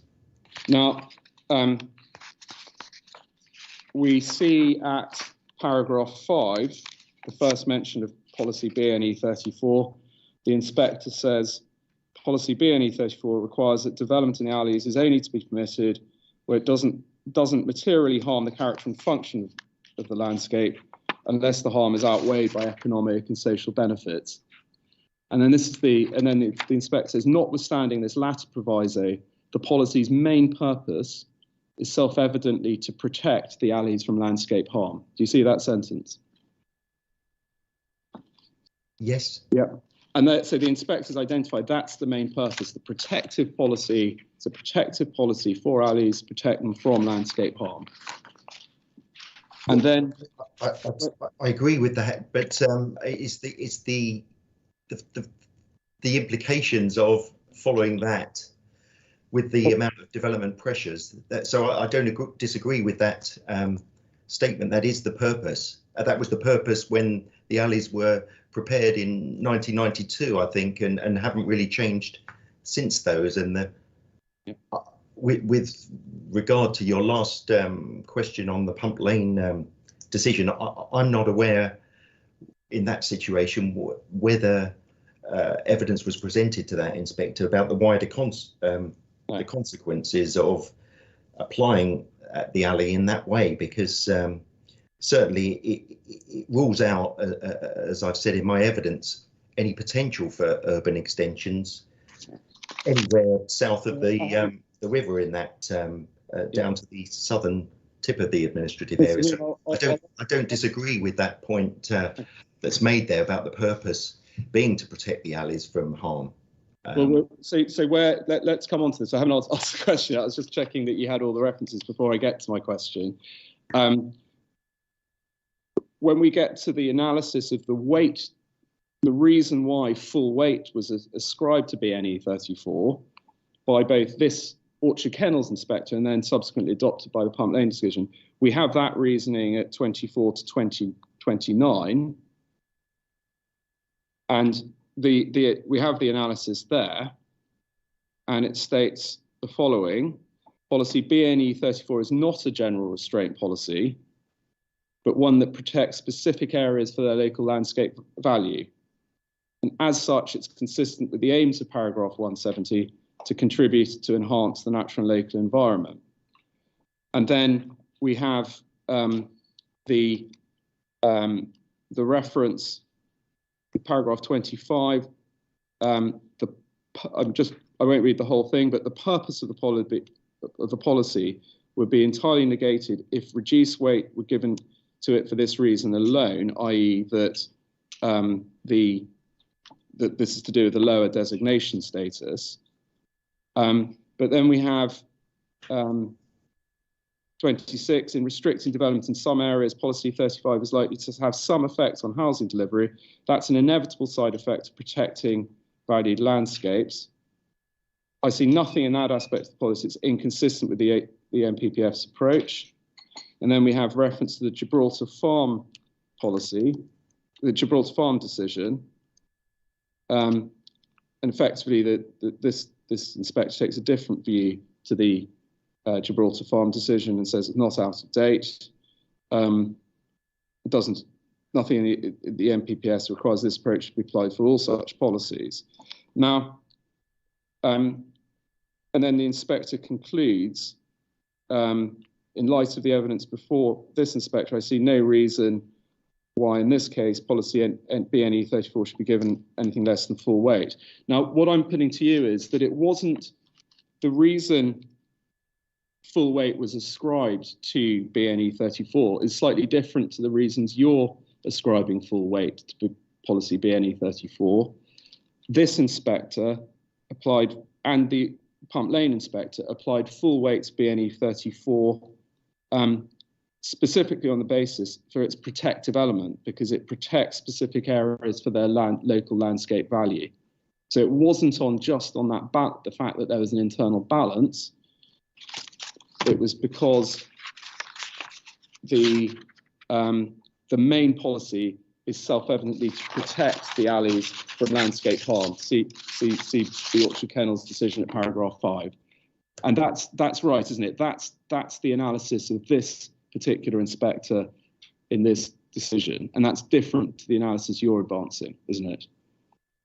Yes, but I'm not familiar with the background of evidence that was presented to that inspector and their knowledge of the context, because or the ramifications of that policy deriving from such a long time ago, with the boundaries being defined in, as I said, 1992, and then adopted in 2003, and not being reviewed for all this period. And so I can't make a judgment, but on what was in the minds of the inspectors in those cases. But what I have to say is the consequences, if you apply that, are that the urban area south of the Medway River, it just can't go anywhere. And how are you going to meet the needs unless you go to or further afield on the peninsula, which has a different character and sort of sustainability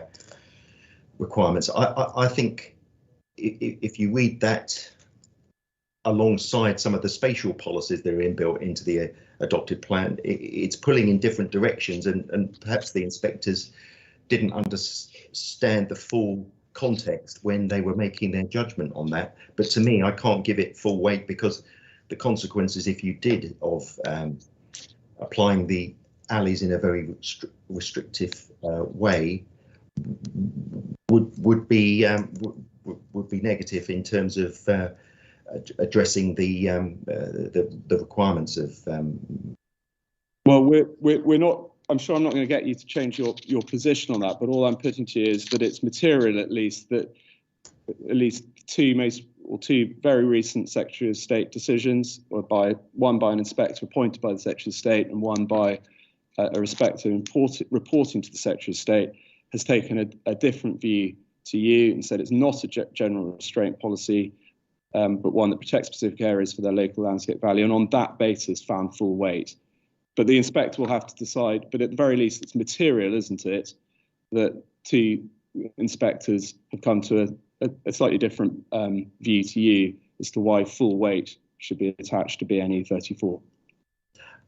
Material, isn't it? We can agree on that much. Well, I would say the inspector will make his own mind up on that, but I think that my position is pretty much encapsulated by paragraph 28 of that decision, which shows that the council has on some occasions granted permission for development in alleys, depending on their sort of on the landscape judgment. And it was Mr. Canavan's position yesterday that there will need to be a review, and it's I can't remember if I think he confirmed that there would be the need for further alley releases.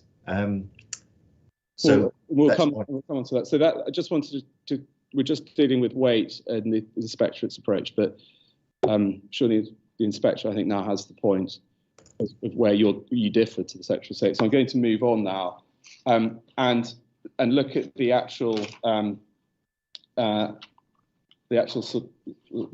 harms and benefits. Now, let's just. I'm going to start not with the. I'm going to start with the BNE1 and scale, massing, and heights of this proposal.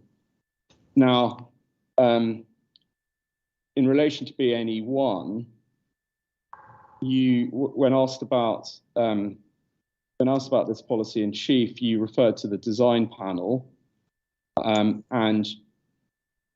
I'm not going to go over all the questions I put to Mr. Allen as to what the design panel said and the degree to which the design panel supported or otherwise this development. But you suggested that in terms of the scale and the proposal of the height and the scale of this development, and in particular its height, you increase the height and this is the wording I took a note of, you increase the height of the proposal as a result of the panel, the feedback to reflect the feedback of the panel. Do you recall saying that in your evidence in chief? Yes, I do. Yeah. And you also said something which was, you also said that I could be citing not entirely verbatim, but I'll no doubt be corrected and the inspector will have a note of this, but you made reference to the prominence or the development being made prominent in order to make a quality design statement. Those are your words, a quality design statement. Do you recall saying that? Yes, I do. Yeah. Now, where in Mr. Allen's evidence, which I'm assuming your conclusions here are derivative upon, is that right? They are, yes.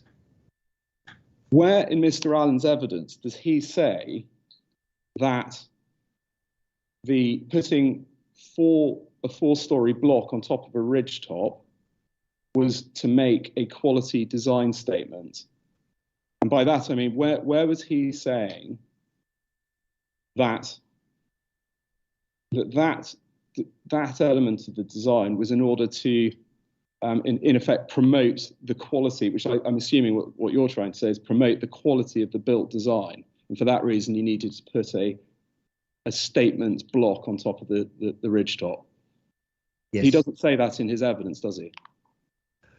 I think it's all part of his assessment because he's obviously assessed the four-story height views from different perspectives and was very clear that this was a landscape-led proposal. But if you, I think it goes back to the balance between, and it was raised yesterday, between mitigation, whether the proposal's planting was just mitigation or there was some benefit. And really the message from the design panel, and the one that I was trying to get across in that statement, was this is an opportunity. We should be talking about getting the very best development. You don't need to hide it. The views from long distance, and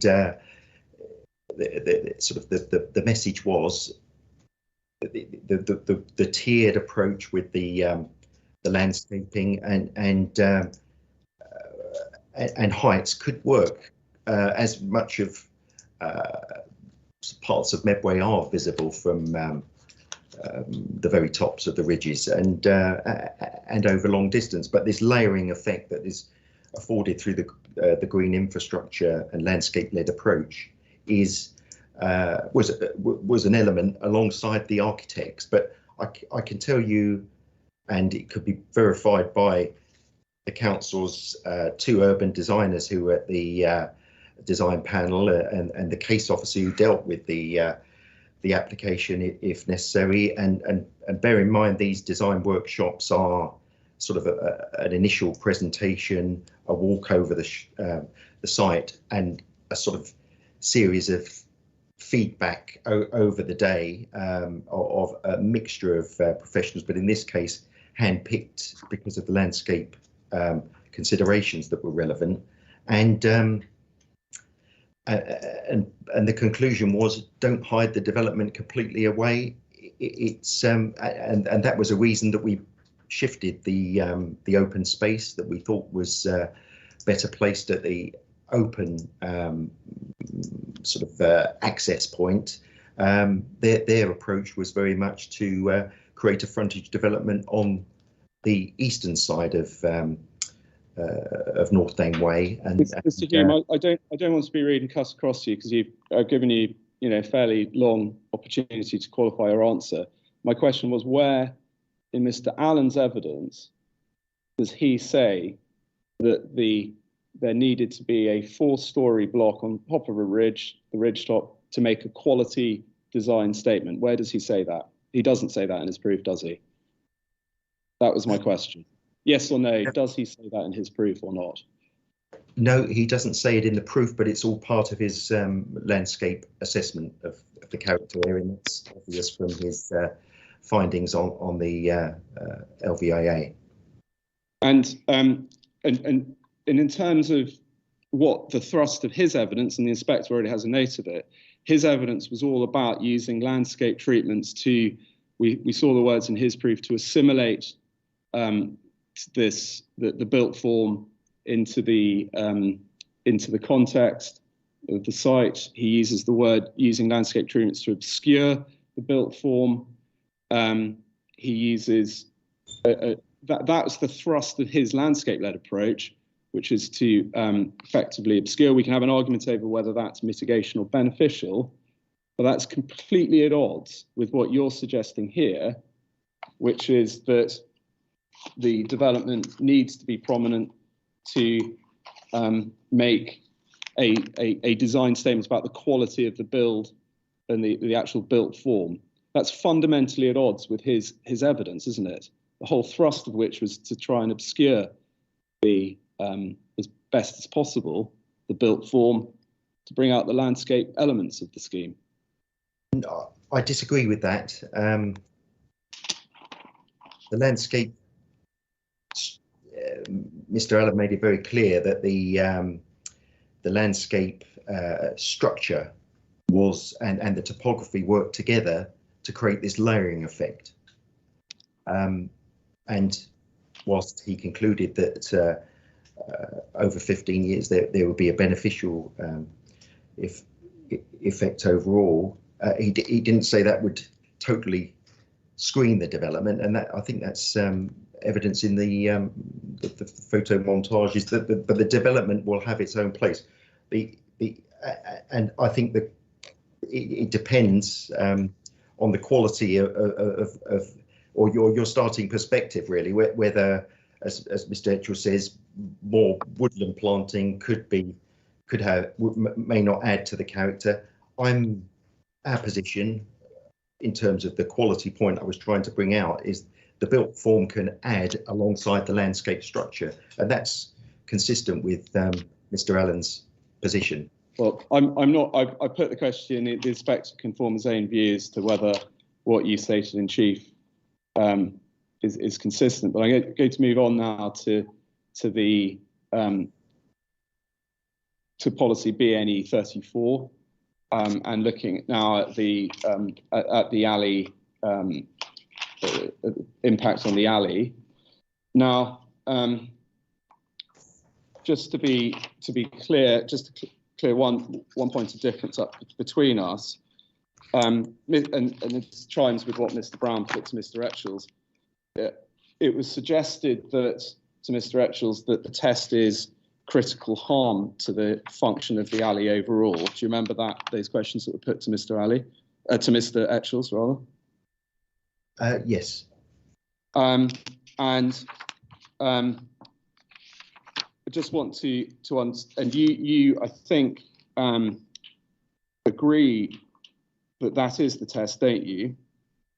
Whether there be that there would be a critical harm to the alley to the function of the alley taken as a whole. You agree with that? You think that's the correct approach to analysing this policy? Yes. And we can see that, can't we, at 649? You say, notwithstanding the BNE 34 policy, 649 of your proof, in the context of housing need, identified benefits of the proposal, even if any landscape were to be included, this would not represent a critical harm to the function of the alley taken as a whole. Yeah. Yeah. Now, you'll no doubt be taken back to it, but just to save time, that's not the test applied in the Pump Lane decision, which referred to material harm to the character and functions of the alley, but doesn't apply the test critical harm, does it? It talks about material harm. Yes. And there's no that refers to the alley, but it doesn't say to the alley as a whole. The inspector doesn't approach it on that basis in the Pump Lane decision either. Does, I think it's a she in Pump Lane. I think that's right, but in actual fact, she didn't have to make that judgment because it pretty much was the whole of the alley there. And concluded to join Rainham and Lower Rainham. Okay. Well, either way, I mean, it was a significant part, except that it was a significant part of the alley in Pump Lane. But either way, that gloss, or that more, what I would suggest is a more stringent test, critical harm to the function of the alley as a whole, is not one that's endorsed by either the Pump Lane or the Orchard Kennels decisions by the Secretary of State.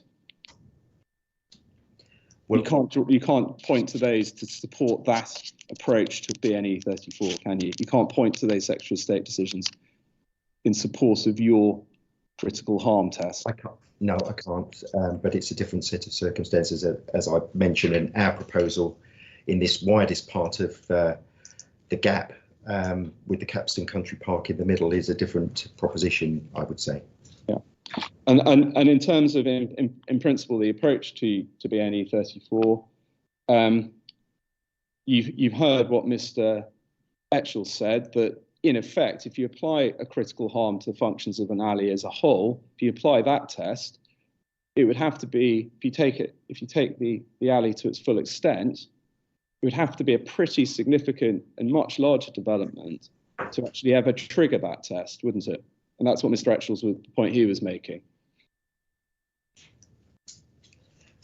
Yes. And on that basis, what you would end up, and I just want to test the consequences of Mr. Brown and your interpretation of the critical harm test. Just want to gauge your reaction to this, that in terms of when one looks at the purpose, the protective purpose of BNE 34, that would be fundamentally undermined by opposing that critical harm test, because you end up, don't you, with effectively salami slicing and a piecemeal approach to an incremental damage to the alley, where each individual development doesn't pose critical harm, but eventually you get to the point where there's not much alley left, because each and every piecemeal development has taken a chunk of it. So that's the reason. That's a good reason why the critical harm test isn't the correct test, isn't it? Or isn't an appropriate test, rather, to be applied? No, I think it's still an appropriate test, and each application will be considered on its merits within that wider alley context. Your sort of position as a council has been to refuse our proposal, which occupies a small part of that alley gap. But the consequences, I was going on to say that you mentioned about the functions, but the consequences derive from that context that we were talking about. Something's got to be done about the alleys and the degree of the restriction they're placing on development, which you accept, we accept because of the lack of brownfield sites, and that there have been releases. And my position on this particular site is it's come down to a straight shootout, really, on the landscape against housing requirement. Yeah, we'll come to the balance. All the other constraints have been addressed. Don't worry, Mr. Hume. I know you're itching to get onto the balance and the harms versus the benefits, etc. Don't worry, we'll have a discussion about that. I just wanted to test with you as a planning witness the consequences in planning terms of the inspector in this case, and in fact any other case, applying the critical harm to the functions test. Now, that was applied in Gibraltar Farm, and to a certain extent you're relying on what happened in Gibraltar Farm here. You're saying no coalescence occurred in Gibraltar Farm, aren't you? I mean, that's part of your point, that no coalescence in Gibraltar Farm, so no coalescence here, for example. No coalescence and no landscape harm underwritten by, if the inspector were to accept our position on the the effects of the development on the character.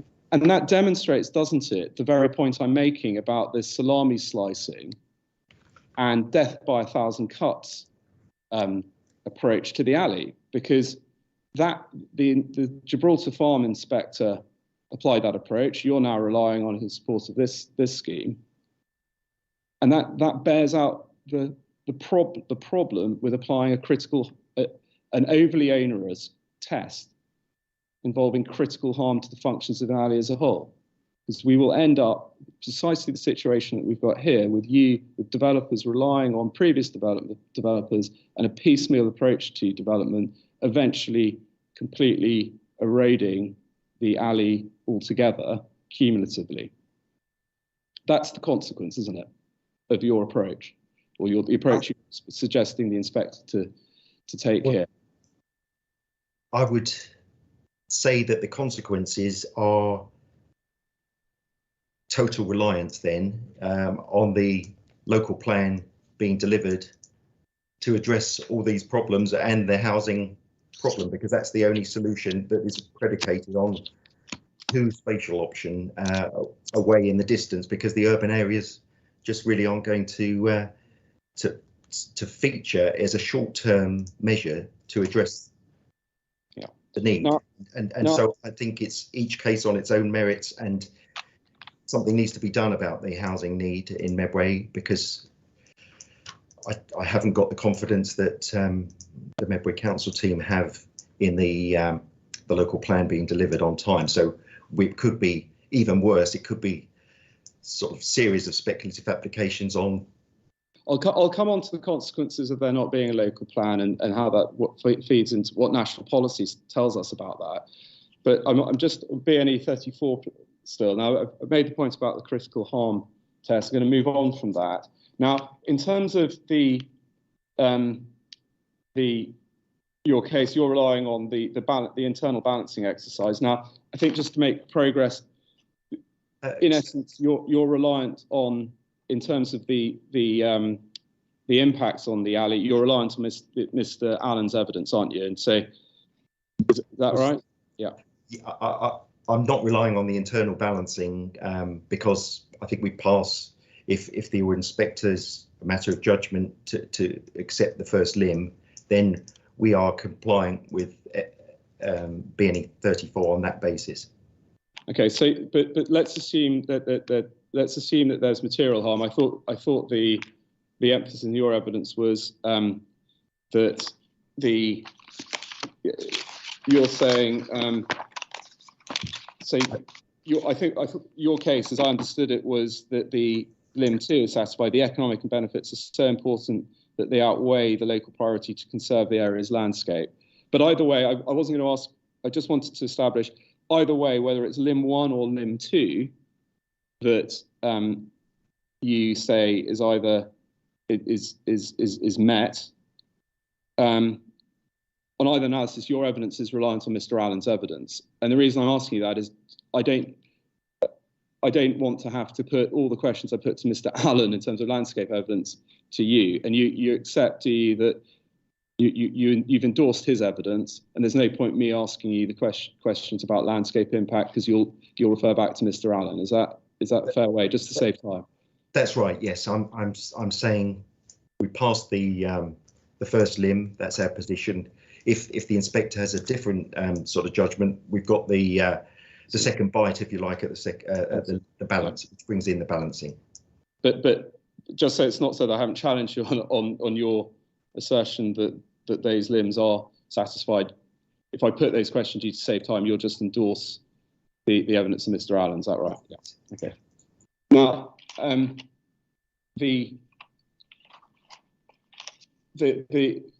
just moving on from BNE 34. So policy L10. That is that's the footpath policy. You say no conflict with that. I think Mr. Canavan said limited conflict with L10. Now, policy L10 233 of the local plan, page 233 of CD 10 10.2. Now, in chief, and I just want to draw this out, I don't think there's much difference that you referred when it was brought to your attention that it refers to development which would prejudice the amenity of existing public rights of way. And I think we can agree on this. You said amenity goes wider than pure landscape terms. That's what you said in chief. Now, I think we can agree on that amenity does in respect of the use of public rights of way, of course, does go wider than pure landscape terms, but necessarily in that answer to Mr. Brown, you accept that landscape and how that is experienced by users of a public right of way is a factor in deciding whether development would prejudice the amenity of users of rights of way. In other words, it forms a factor as part of amenity, doesn't it? Yes. Yeah. And you and I aren't going to disagree. There's a judgment call for the inspector to make, a subjective judgment call on whether the route, for example, through RC9, whether that is going to be improved by the adjustments to that footpath that you're proposing, or whether it will be damaged or prejudiced by this development. That's ultimately subjective judgment for the inspector, isn't it? It is. I'd say they're more than adjustments. They're purpose-built corridors that could be sort of different position to what you'll experience on Friday morning. And I'm not going to change your view. You say in walking through those, as you describe them, sort of green sort of corridor routes, enhance the pleasantness of those routes, and the inspector will have to decide if that's the case, or whether seeing the wide open views they're currently experienced and the loss of those is going to be it will result in a less pleasant experience. So I'm not going to ask you any more about those two particular existing rights of way. I suppose I have one question in relation to the landscape strategy that you were taken to by Mr. Brown, and that's the plan at the back of volume 2 of Mr. Allen's appendices, where we were trying to work out where the rights of way were. And those describe potential future links, don't they, in the top and the north and south ends of the development. Do you recall? So I'm just trying to find the plan myself. Do you recall that on that plan? So I think it's at Appendix 11, Appendix 2 to Mr. Allen's proof, core document 11.2, the final plan at the back of that, DA Appendix 5. Yes, I've got it. And it's a minor point. I don't think there's a massive dispute between. I just want to understand. It says potential future links, and that's the evidence that you put in your rebuttal, haven't you, about the council trying to promote a more interconnectivity between the wider elements of I can't. Well, let's go back to that. Let's go to your appendix and actually understand what's being proposed. I think it's a wider proposal that comes round. Yeah. So that's first point. Those are only at the moment potential links, aren't they? So the benefit that you're putting forward here is to facilitate that long-term plan to create that extra connectivity, isn't it? Well, there was quite a lot of discussion. They picked up from one of the appendices. I think it was a meeting note from 2019 and that involved Medway Council officers. At the time, we were trying to look at ways that we might incorporate additional car parking and within our scheme, public car parking to get a sort of drop-off area on this side of the park, because at the moment it has to go through a more convoluted route. But the particular future link at the northern end was discussed at length with officers at the urban design of, I can see from the Medway Council was at that meeting in August 2019, and the result of that later design sort of further layering of detail of character areas incorporated that link. And that benefit's been acknowledged in Mr. Canavan's brief. I mean, we could talk about the weights with the attached, but it's certainly not. When one looks at policy L10, that's referring to prejudicing the amenity of existing rights of way. Does say unless an acceptable alternative route can be provided, but the thrust of policy L10 is to do with existing public rights of way. Of course, your connectivity point and these potential future links, you say fall into the balance as a benefit, but I just want to clarify it's not directly relevant to policy L10 and the question of compliance with that policy, is it? No, well, I would say we go beyond L10 and as you know, there's provisions in the framework for encouraging new rights of way, and then we could talk about all the additional route-ways through this, the site that this proposal will deliver. So, yeah, but it's not directly relevant to policy L10. You say it falls into the balance as a benefit, but it's not relevant to L10. We can agree on that. I would accept that. Now let's go to the let's go to the balance now, if we may. And apologies, because we're overrunning slightly.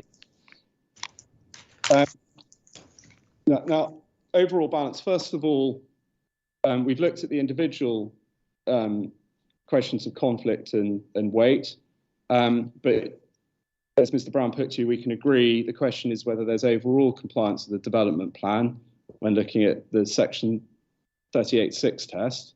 Yeah, and we know, don't we, that the plant lane inspector, again, each case stands to be assessed on its own merits, but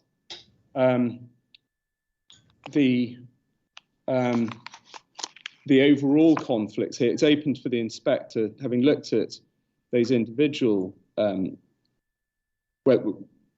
having looked at the breaches of individual policies, to find that, taken as a whole, that there is a substantial conflict with the development plan. You may disagree with that, but that's an approach that's open to the inspector, isn't it? Yes. And for example, in Pump Lane, paragraph I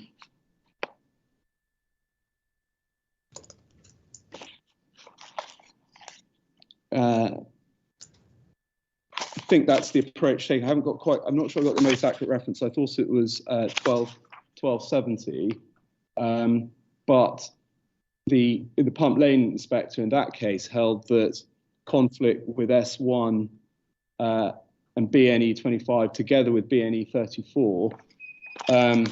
So maybe in the Secretary of State's decision, that in itself led to a conclusion that there was a substantial conflict with the development plan.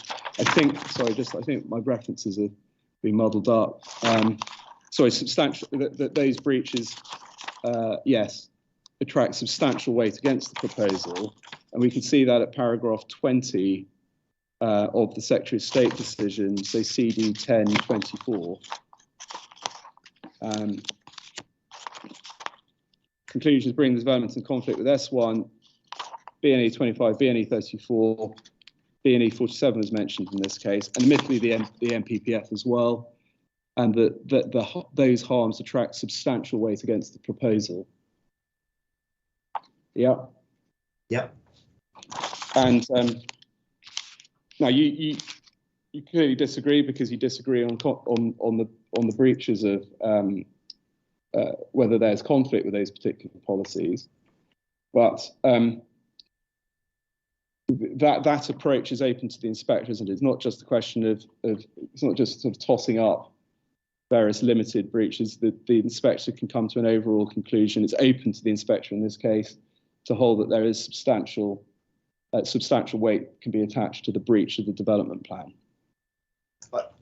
Yes, I accept that, but I would have the caveat in there that I think we all agreed that this one in particular hinges on BN 34, and in that we're a different proposition to the pump lane and proposal, because we're not, as I said, occupying most of the gap between Lower Rainham and Rainham, which was pretty much the entirety of that alley gap. We're a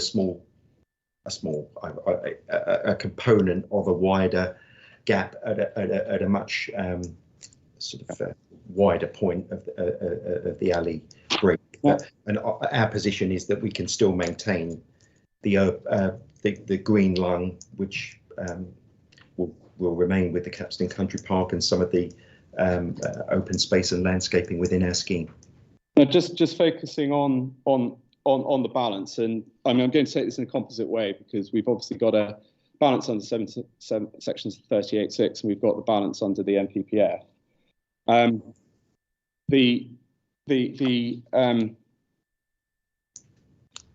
In terms of the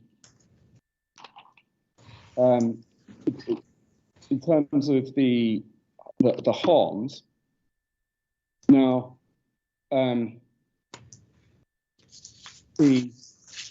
let's assume let's just look at what you've identified as harm. Now, 661 of your proof, you're saying the appeal scheme would not result in any significant landscape harm. Do you see that at 661? Yes. But you accept that there would be, you accept, don't you, that there would be some landscape harm? Well, it's been established through that landscape session that we had yesterday, and the evidence that I've seen, that there will be some harm in the some effects in the short term, but over time there will be a beneficial. Okay, we'll come on to benefits in a moment, but I think you said at paragraph 8.4 that there is some landscape harm. Yeah, and then you say that there will be some beneficial in the long-term effects, but some landscape harm. Now, what I want to ask you about is this point about that's been raised in your proof at this stage, and raised in your examination in chief by Mr. Brown, and that's this point about a recurrent point that it will be necessary at some stage to release some alley land. Now, do you remember that this is the point you made when looking at harm? And I'm assuming the point you're trying to make is that when assessing, you're saying it's relevant when assessing the harm to the alley, as I understand it, that it's going to be necessary to release some alley land somewhere, given the scale of the housing shortfall. Is that the point you're making? It goes to the weight to be attached to that harm that you've identified in your proof.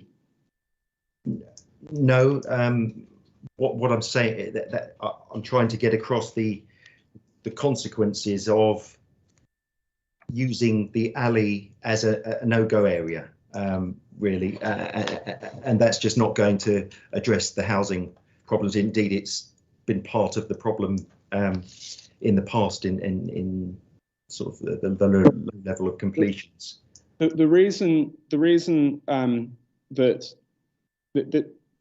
the consequences of having to the point you're making, that it's necessary to release some alley land, as I understand it, you're saying that falls in when looking at the balance, and let's take, for example, the tilted balance under the NPPF. As I understand it, you're saying it goes to the weight to be attached to the harm to the alley, because you're saying, well, in order to meet the shortfall, it's necessary that somewhere along the line alley land's going to be released. I thought that was your position. Or are you not saying that that's relevant to the harm? You're saying it's an irrelevant consideration when assessing the harm or any landscape harm that is identified in this case. I'm sort of emphasising the consequences as a context for the balancing decision, but the primary balancing point for BNE 34 is the landscape. Yeah, and the point I'm putting to you is this point about it, this refrain, and we saw in Mr. Allen's evidence that it may or not be necessary to release some alley land.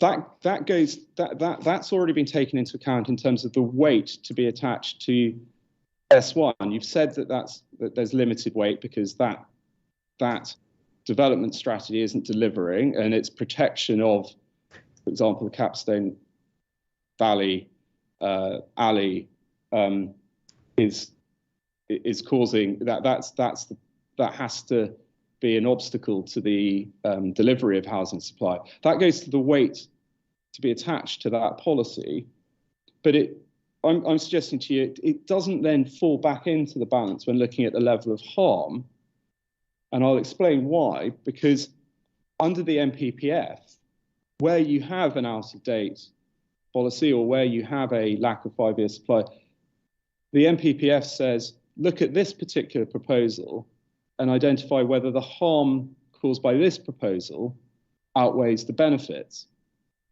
significantly and demonstrably outweighs the benefits. And I'm suggesting to you that suggesting that it's necessary to release some alley land somewhere cannot fall into that balance when assessing harm, because it's already part of the equation, and it's already it's already taken into account when looking at the weight to be attached to the development plan policies that we've looked at. I can't quite follow the weight. There's no disagreement about the weight. There's no disagreement between us that alleys are likely to be released, and indeed they have by Medway Council in selective sort of permissions that the evidence has brought. I see it as landscape harm against the criteria of the policy here, with the weighting on need and whether there will need to be alley releases as a part of the balancing exercise that comes later under the economic and social benefits. Well, yes, exactly. So you're saying whether it's you're saying, because you say at 8.4 that you say the following, that you say the question is whether they'll not whether there'll be such harm, whether the harm in this location is acceptable. And I just want to clarify this. You say the site compares well with other alley sites as evidenced by the SHLA. And I just want to be clear here.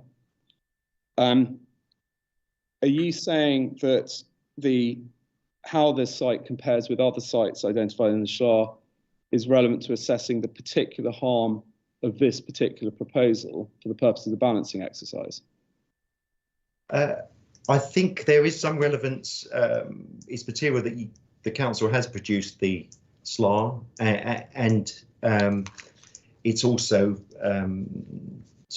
produced the regulation sort of 18 document that has been sort of referred to with 4 different options on, and we've identified that that does identify this corridor above others that are also within the alley in a number of those development options. Well, just to be clear, the inspector is not going to be able, for the purpose of this inquiry, assess how well your site compares to other sites, because he doesn't have the information, because he's not a plan-making inspector. He's determining this particular application, isn't he? So he doesn't have the information to make any sort of proper comparative analysis between this site or any other sites that have been proposed in the local plan making process. That's something that will be examined, no doubt, at when the next plan goes through Regulation 19. But this inspector can't make that analysis, can he? He can't, no, but we can't also, as has been done in the past, keep being optimistic about when the plan is going to progress. So I've outlined the difficulties of that, and I think the context is relevant in terms of how great the need is and how desperately something needs to be done to release housing, regardless of the local plan, because of presuming its emphasis on who. Something needs to be done in the short term. And in terms of you also asked about the regulation 18, the optioneering in the SA for the regulation 18 stage, and the fact that your site appeared in one of 3 or 4 alternatives. Now, the first point, I mean, in terms of the weight to be attached to that, first of all, the Reg 19 plan, albeit it only appeared briefly, as I understand it, before being withdrawn, and didn't go to full consultation. But your site, so far the indications are your site aren't included in that next iteration. We'll wait to see if it does come out in the next one. Yeah. You can. Did you see the Reg 19 draft that was attached to the cabinet papers? Didn't go out to consultation, but did you? No, I'm still unclear about what the council's current strategy is, and I thought it was on hold for now, waiting for further sort of perhaps optioneering. I don't know, but I don't know that any formal timetable, other than relying on Mr. Canavan's guess that it would be early next year, had been passed by. But isn't the point is the inspector can't place, I'd suggest you can only place very limited weight on the fact that this site, not your proposal, this site came forward as one of the three or four options. And the reason there's very limited weight is precisely because the point you've made, it hasn't gone forward to examination. Secondly, at that stage, assessing that site is simply that. It's not assessing any particular proposal at that site. It's just assessing in principle that site, isn't it? Yeah, well, I'd have to agree with you, like as we've agreed in the statement of common ground, that the regulation 19 document has, or to be published when it is for consultation, hasn't got weight. The regulation 18, I certainly can't say has a great deal of weight. I wouldn't have even mentioned the plan other than emphasising what I feel has been a real emphasis on who from days of the adopted. Yeah, we'll come on to you, but just finally on the SHLA point. Now, you've referred to the SHLA in your rebuttal, and the fact that you say it actually refers to your scheme the site on which your scheme is going to be located, that there not being any landscape impacts. I'm sort of paraphrasing. Just to save time on this, do you now accept, you've heard the evidence of Mr. Hume, do you now accept that was a mistake, and it's clear, not least because of reference to flood risk in relation to section 783C, that there was a muddle in the SHLA, and therefore you can't really, it's a pretty unattractive, or at least it's a bit of an opportunistic point you're making, Mr. Hume, because your site was found to be unsuitable in the SHLA in any event, but in terms of the landscape impacts, that was clearly a mistake, that lack of reference to landscape impacts in relation to 783C. Do you accept that, or do we have to go over that? And no, well, I took the document as read. I couldn't quite understand some of the comments about connectivity with services, but the correction I will accept, and we'll move on. I agree that shouldn't have any weight. That's helpful. Now, in terms of we looked at the harm, and the level of harm, landscape harm. I'm not going to go back over that. That's going to be determined by whether the inspector inspects Mr. Allen's or Mr. Etchel's evidence. Just want to look at the benefits, please. Finally, Now, the benefits of your scheme that you're advancing are set out at 661, aren't they, of your proof? Yes. And those are the key benefits that you're relying on and should be taken into account in the balance. Yes. 661. There's 3 bullet points. And increase the supply of housing, etc. And it's agreed that substantial weight should be afforded to the provision of housing in this case. I think including affordable housing. I stand to be corrected, but yes, affordable housing too. So there's no real dispute over that benefit.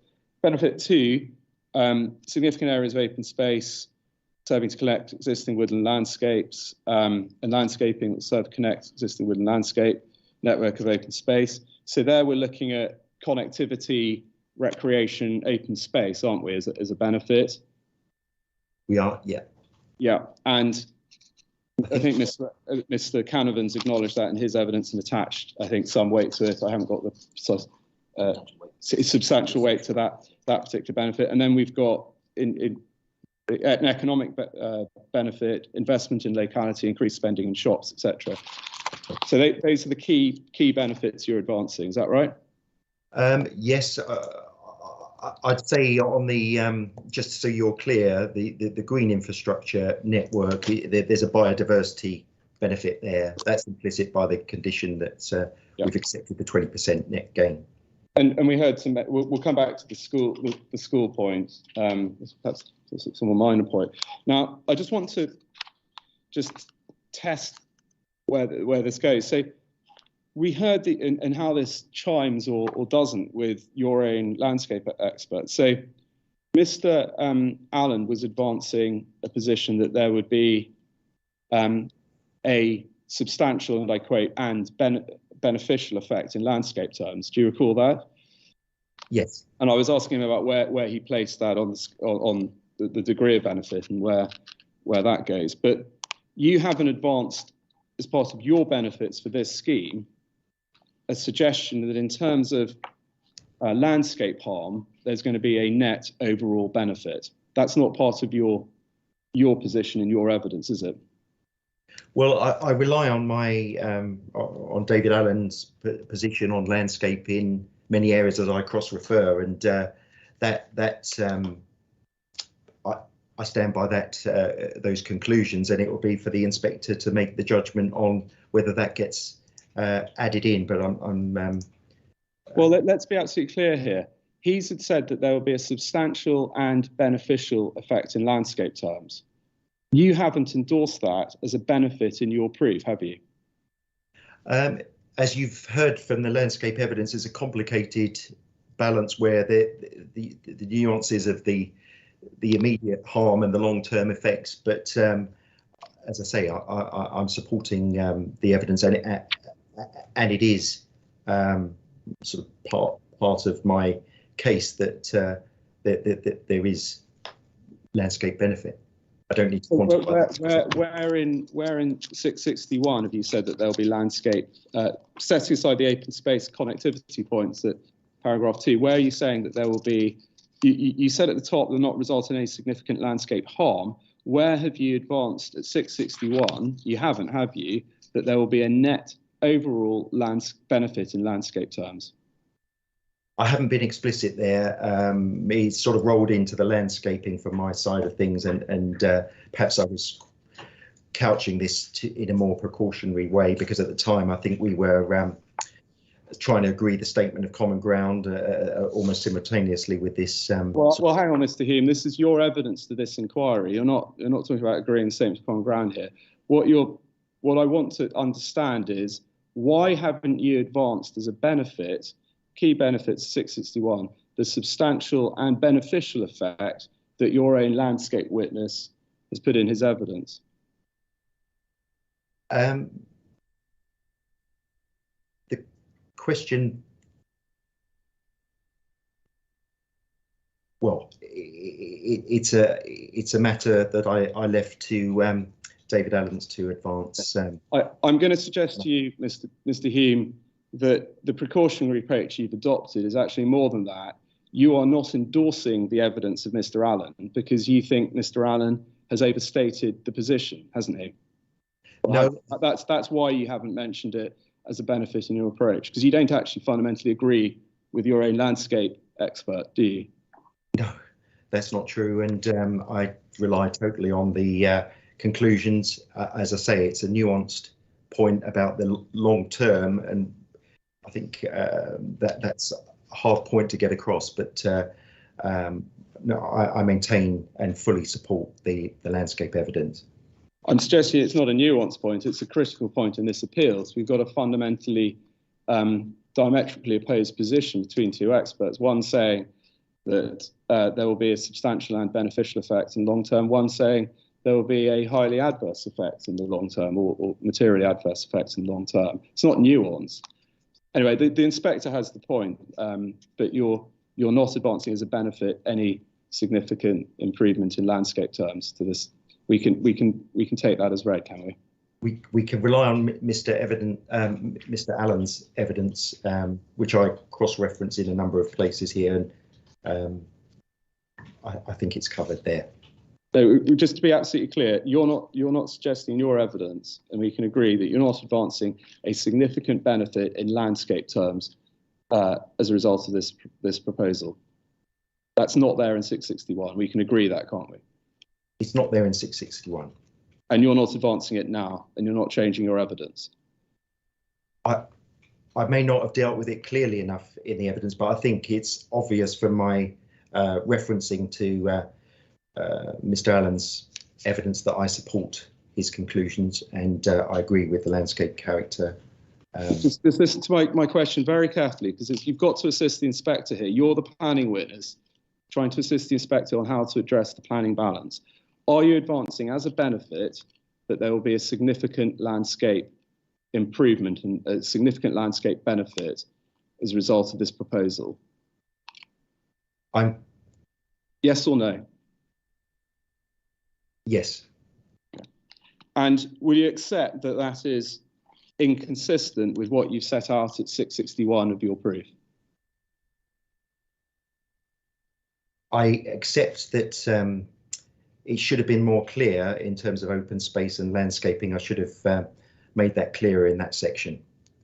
Not just clearer, it's inconsistent, isn't it, with your evidence, which you signed off as best in compliance with your professional duties. You're accepting that is inconsistent with your evidence at 661. It isn't. It must be inconsistent, mustn't it, Mr. Hugh?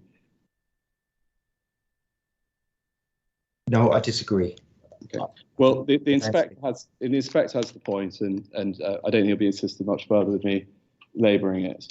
Now, finally, in terms of other benefits, you mentioned the school. Now, this came as a surprise to me because, again, I couldn't see that as a benefit in the proposal. Mr. Brown suggested to you, I think that, to use his term, that the scheme is doing more than consuming its own smoke. Now, this isn't addressed in your evidence, is it? The provision of other than as a benefit, other than as part of the scheme, you haven't set that out at 661 as a benefit. It's 659, I think. Yeah, that's you're talking about the sustainability of the site there. But and that shows the additional capacity for this site to expand to 3 form-entry schools. Okay, well, setting aside that's not mentioned as in your benefit section, that's the reason I hadn't spotted it there.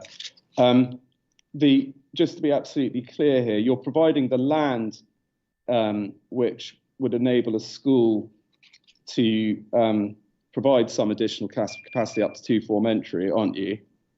That's the benefit. No, I think it's providing land to go beyond the 2 form-entry requirement, a 3 form-entry site area, which is the 3 hectares, and that isn't, the scheme itself isn't going to cover this 3 hectares. The actual the building you're proposing at the moment is going to be one that would accommodate two-form entry. I just wanted to clarify it. I'm not quite sure. No, it's what we're proposing and contributing to is a two-form entry school, but it's got inbuilt capacity to expand, which three-form entry school with more sort of educational. The land, there might be land to expand to that, but the actual building is only going to be a two-form entry building. Is that right? I just want to be absolutely. Yes, yeah. That's and in terms of the actual funding, I mean that's the land provision, but the actual financial contribution, because in order, no doubt, to comply with SIL anyway, the SIL regs anyway, is that you're only actually paying for one form entry. The proportion of that cost of building that school, you're only paying for one form entry, aren't you? Yes, the contributions within the 106 are related to the maximum number of dwellings we're providing.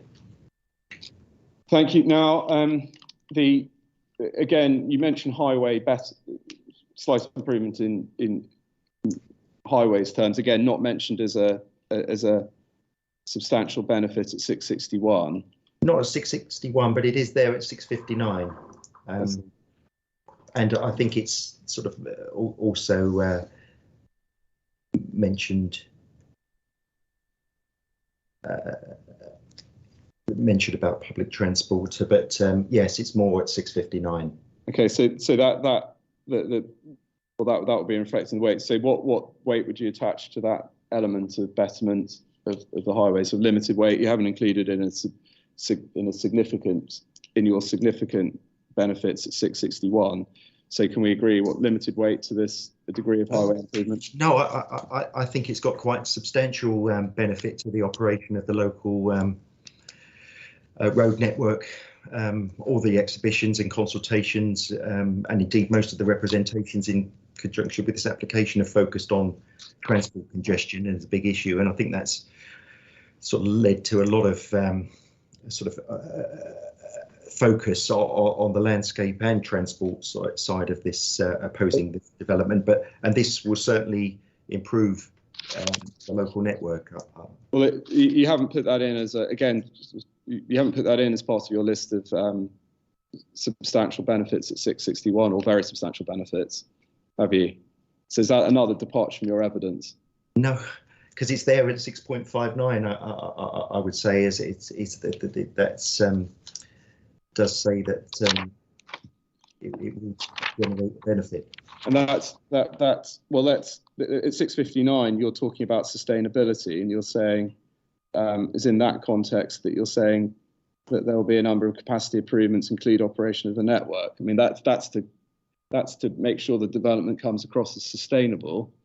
But in terms of it going over and above being sustainable, which is what the development has to be, in terms of adding additional benefits, to take it up to substantial, you're over-egging the pudding a bit there, aren't you, Mr. Hume? I don't think so, and it's a substantial improvement, I think. All right. Well, the inspector can draw his own conclusions from what's set out in the highways evidence and notice that some betterment to those improvements. But I put the point to you that it didn't feature in your main section of benefits at 661. Now, finally, I don't want to dwell on this too much because we've already heard what's going on at who. The only point I want to put to you is that notwithstanding all the obstacles to development coming forward at who, and Mr. Brown discussed the environmental evidence, the problem about the SPA, I think it must be, and Nightingales, etc. on that side. I mean, on any analysis, in terms of HIF funding, and I don't want to put it any higher than this, you'd accept that it is material, at least, that HIF funding has been granted up until 2025. I mean, you and I were never going to agree on whether that means that who is definitely going to come forward, and I don't think Mr. Canavan put it as high as that. But at the very least, can we agree that is at least material, and at least it is a helpful step on the way to delivering what would be ultimately strategic development on who? it's material, isn't it? I don't agree that it's material, because we've tried to get a lot of information about that process, and I don't know where we are with the local plan at this stage. So it clearly underpins the whole local plan strategy, and that may be an issue that we've already seen, that the deadline has been pushed out a little bit. I wouldn't. I'd say there's danger there. It's high risk, and again, the local plan progress depends on it. And yeah. So the only point is whether it's material or not. So you disagree that you're saying it's immaterial that HIF funding has been granted? Yes. And I'm going to suggest to you that's just simply an untenable position. It has to be material, but one of the major obstacles to development coming forward at WHO, in terms of HIF funding for infrastructure, has been granted. I mean, that has to be material, doesn't it? Anyway, I've made the point. I don't want to say that I haven't challenged you on that. We disagree. The inspector can make his own mind up over how much weight to be attached to that. The allocation of funding to that scheme.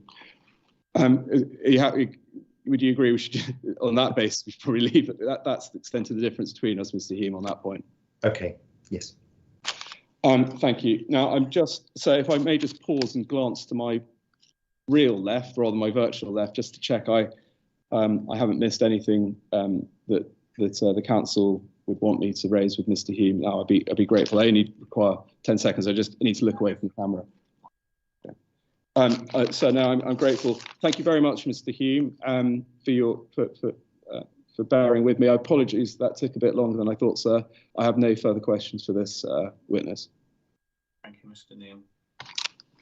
Mr. Hume, I did have a couple of questions, as is often the case, they fall away. But I've got one, and it relates to the benefits that you referred to.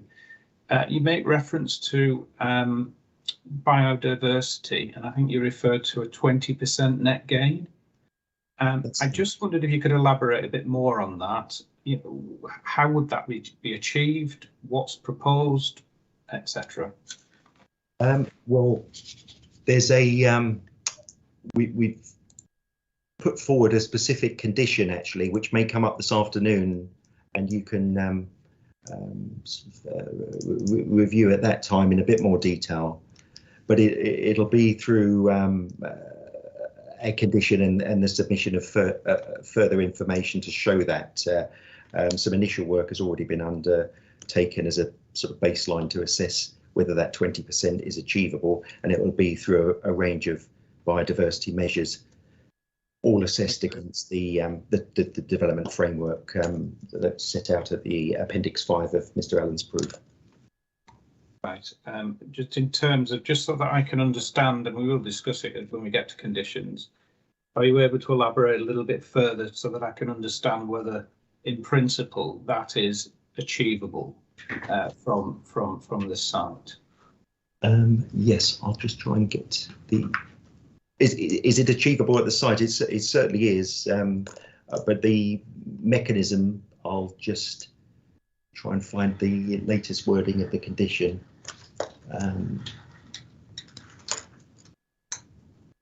Yes, it was a condition worded along, I think it's draft condition 25, prior to the commencement of development of each phase.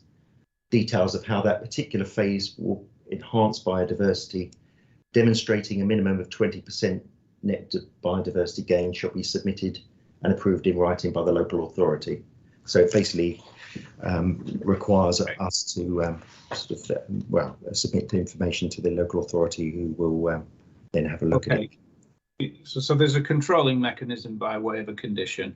It might be that I asked further questions in the session this afternoon about what sort of measures may be in place to actually achieve the 20%. That's what I was looking for, to just see whether in principle that was likely to be possible in the context that you are attracting weight to that particular matter as a benefit. So perhaps we can return to that this afternoon. I've put you on the spot a little bit, but bear in mind I will need more information on that.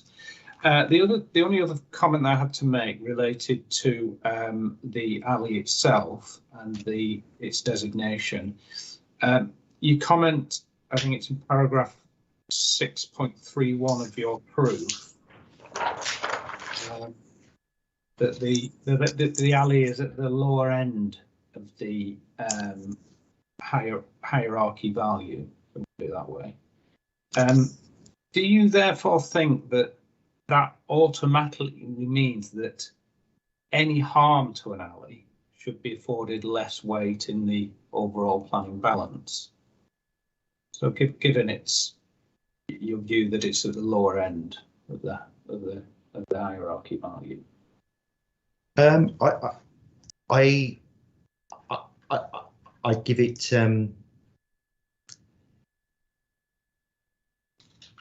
because it is at the low end. Yes, it won't have the I wouldn't say the same kind of level of strategic sort of protection of other landscape designations such as the A and B, which we discussed in that order. But I still think it comes down to a central consideration of the landscape harm of an individual area, and that is important to your balancing of consideration. So yes, I accept that, and I think it was raised the sort of the range within an alley or alley and countryside. In this case, the alleys for most of the edge of the urban area are contiguous with the countryside anyway, but I accept that, you know, if you're taking a big chunk of that alley out, that makes a difference as well to what we're proposing here. Okay, thank you. I've got no further comments or questions for you, Mr. Hume. Just before you disappear, I just want to check if are there any third parties that want to put any questions to Mr. Hume. I think we've got Alison Gully on attending. I can see from the attendance list. I don't know, are you still there? And do you wish to put a question to Mr. Hume? Alison Gully. If you do, I'll put your camera on now, otherwise I'll assume it's a no. Hello again. Thank you for inviting me to ask a question, but no, I don't have any questions. Thank you very much. Okay, thank you for that. Thank you. Okay, Mr. Brown, just conscious of time. So I think if how much time you need. I've got a few questions. I would hope they wouldn't take me beyond 1 o'clock, but I'm happy to go now as long as Mr. Hume is happy to, and if he's happy, then I think that would do things in a nice, neat way. Mr. Hume, are you happy to continue? All right, thank you.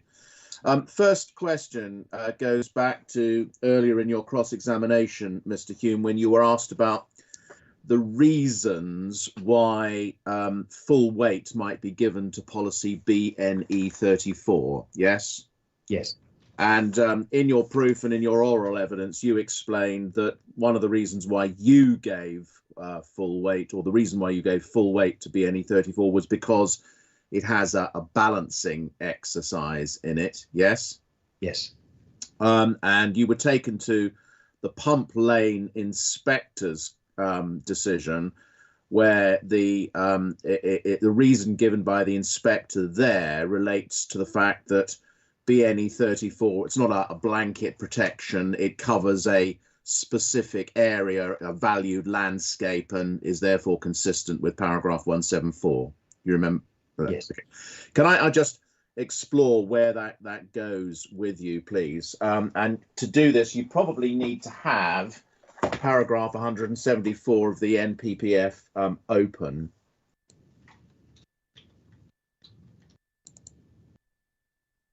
You can find it. Yeah. Getting to it.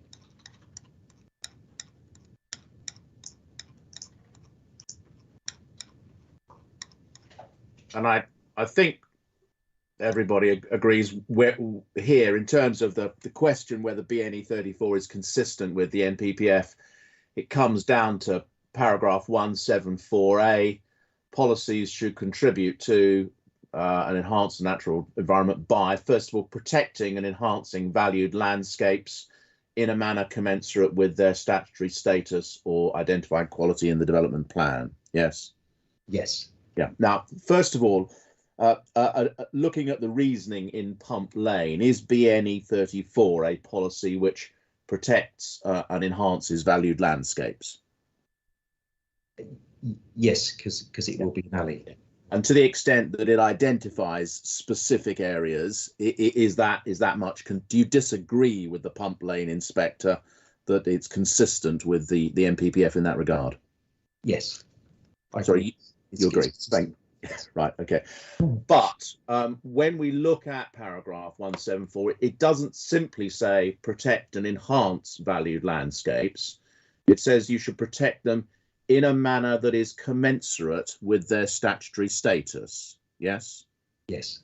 Now, we know what the status of the alley is. It's at the lower end of the spectrum.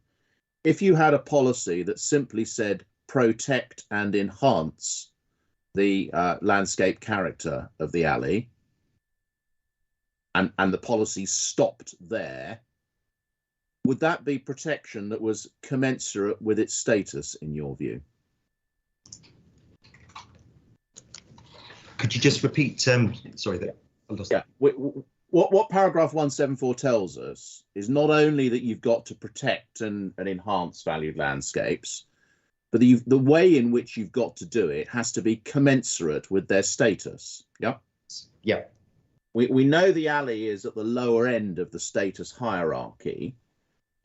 If you had a policy which simply said protect and enhance the alley, which would be the same sort of protection that is there for the SLA, if there wasn't the second criteria, the balancing exercise, in your view, would the protection of the policy be commensurate, or do you need that second limb to make it commensurate? No, you don't need it. Sorry, you do need it. And in your evidence, you talk about the fact that the reason why you consider it's consistent is because the balance is there. How does that tie in with paragraph 174? Well, the balance is in the commensurate and the assessment of that. Good. Relating to the hierarchy. Thank you.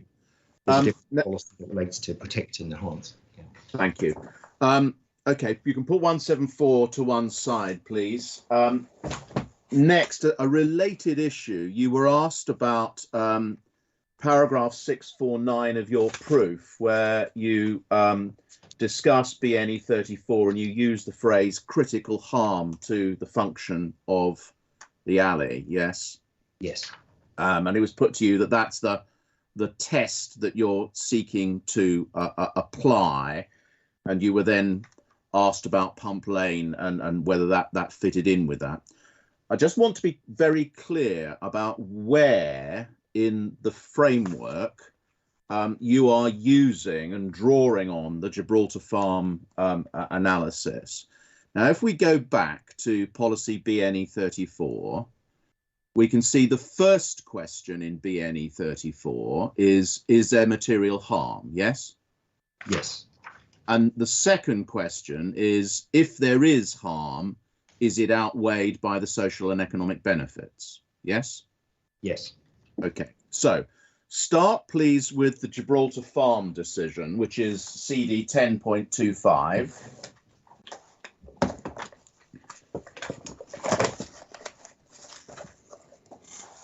And if within the Gibraltar Farm decision, you can go to paragraph 224.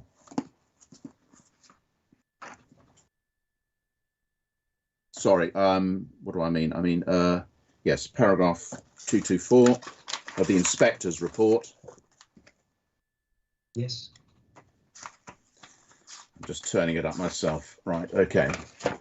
Okay, 224 is looking at BNE 25 and 34, but she says, I conclude the proposed development would harm the character and appearance of the immediate area, therefore fail to accord with BNE 34. There's a full stop. However, that harm would not represent a critical harm to the function of the Capstan and Horsted valleys. That's where the words critical harm come in. We see that there, yes? Yes. And then if we just keep a finger in the page at the moment, but if you go on to the section at page 45, which starts the planning balance, yes? Yes. And if we look at paragraph 257, it's talking about dated policy accepting that the economic and social benefits might be so important. And that's where she says the economic benefits are particularly clear and the harms are not critical to the functioning of the alley as a whole. Yeah? Yes. Okay. So in terms of where the critical harm test fits in, we look at paragraph 224.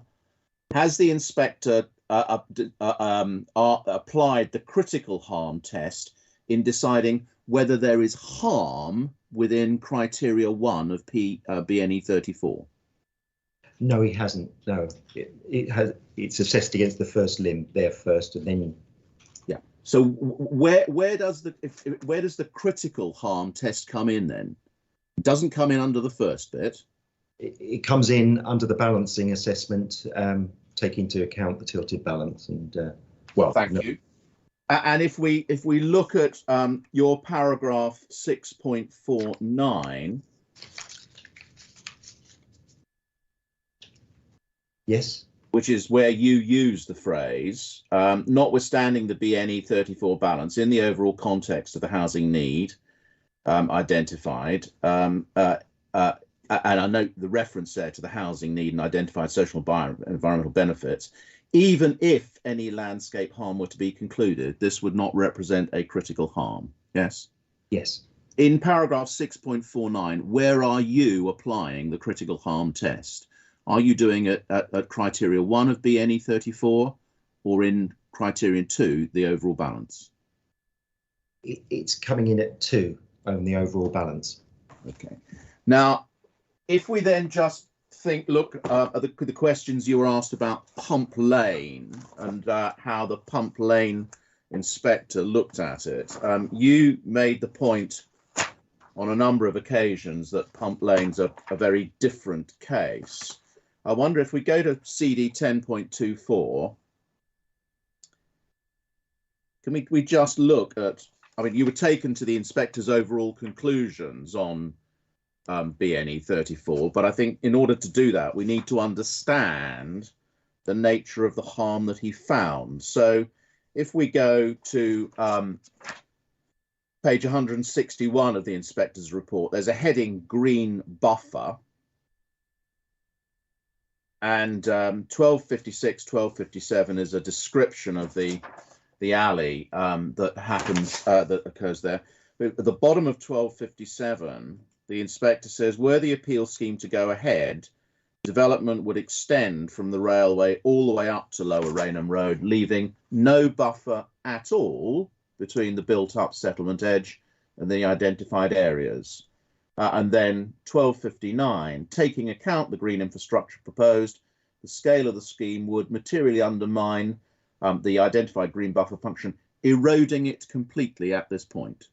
Yes? Yes. I mean, as you read that, is the inspector looking at the extent to which the erosion is complete, whether it goes to the critical function? Yes, he would be looking at that. Yeah, okay.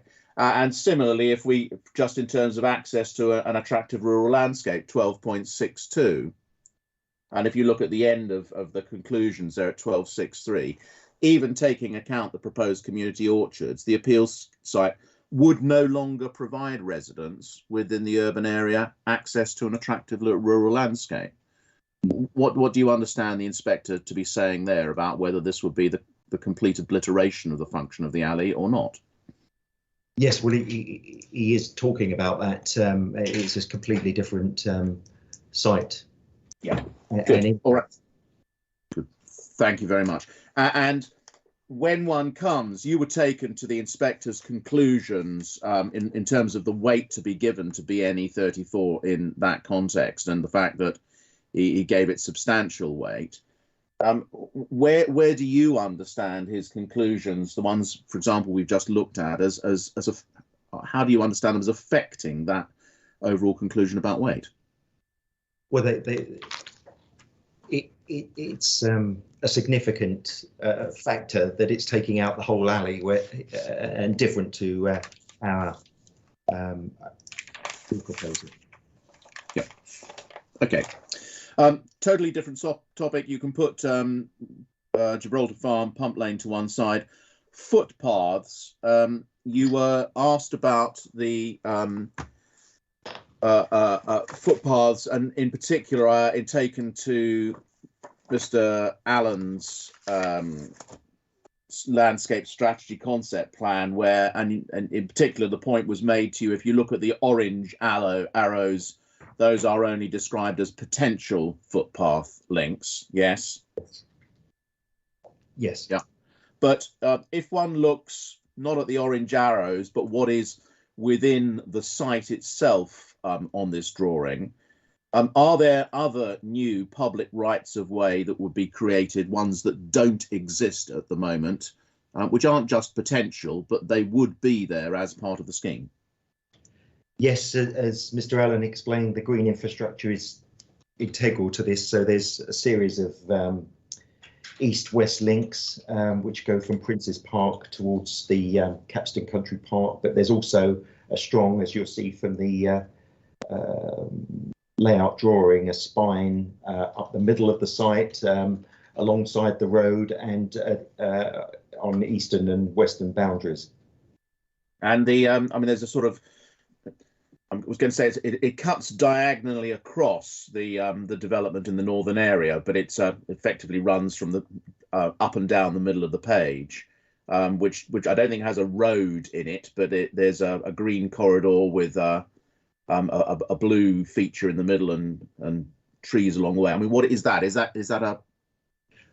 Well, it's a swale feature that the surface waters drainage alongside the biodiversity and landscape input of David Allen all work together to inform the design framework effectively. So that's going to be an attractive corridor that will be a pleasant place to walk through the site with various densities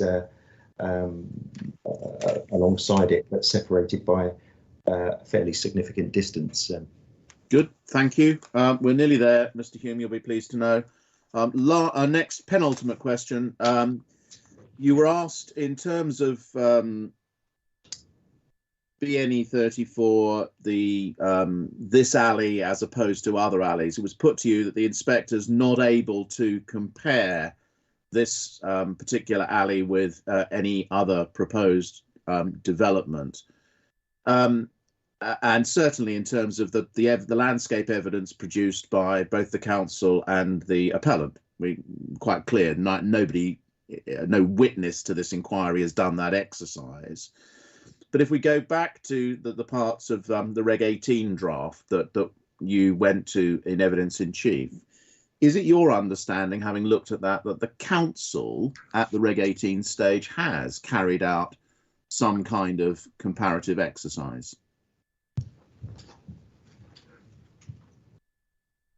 Looking at paragraph 3.14 of 10.27, it does show that this is a progression of the earlier development option stage, and that would suggest that quite a bit of work has gone into it.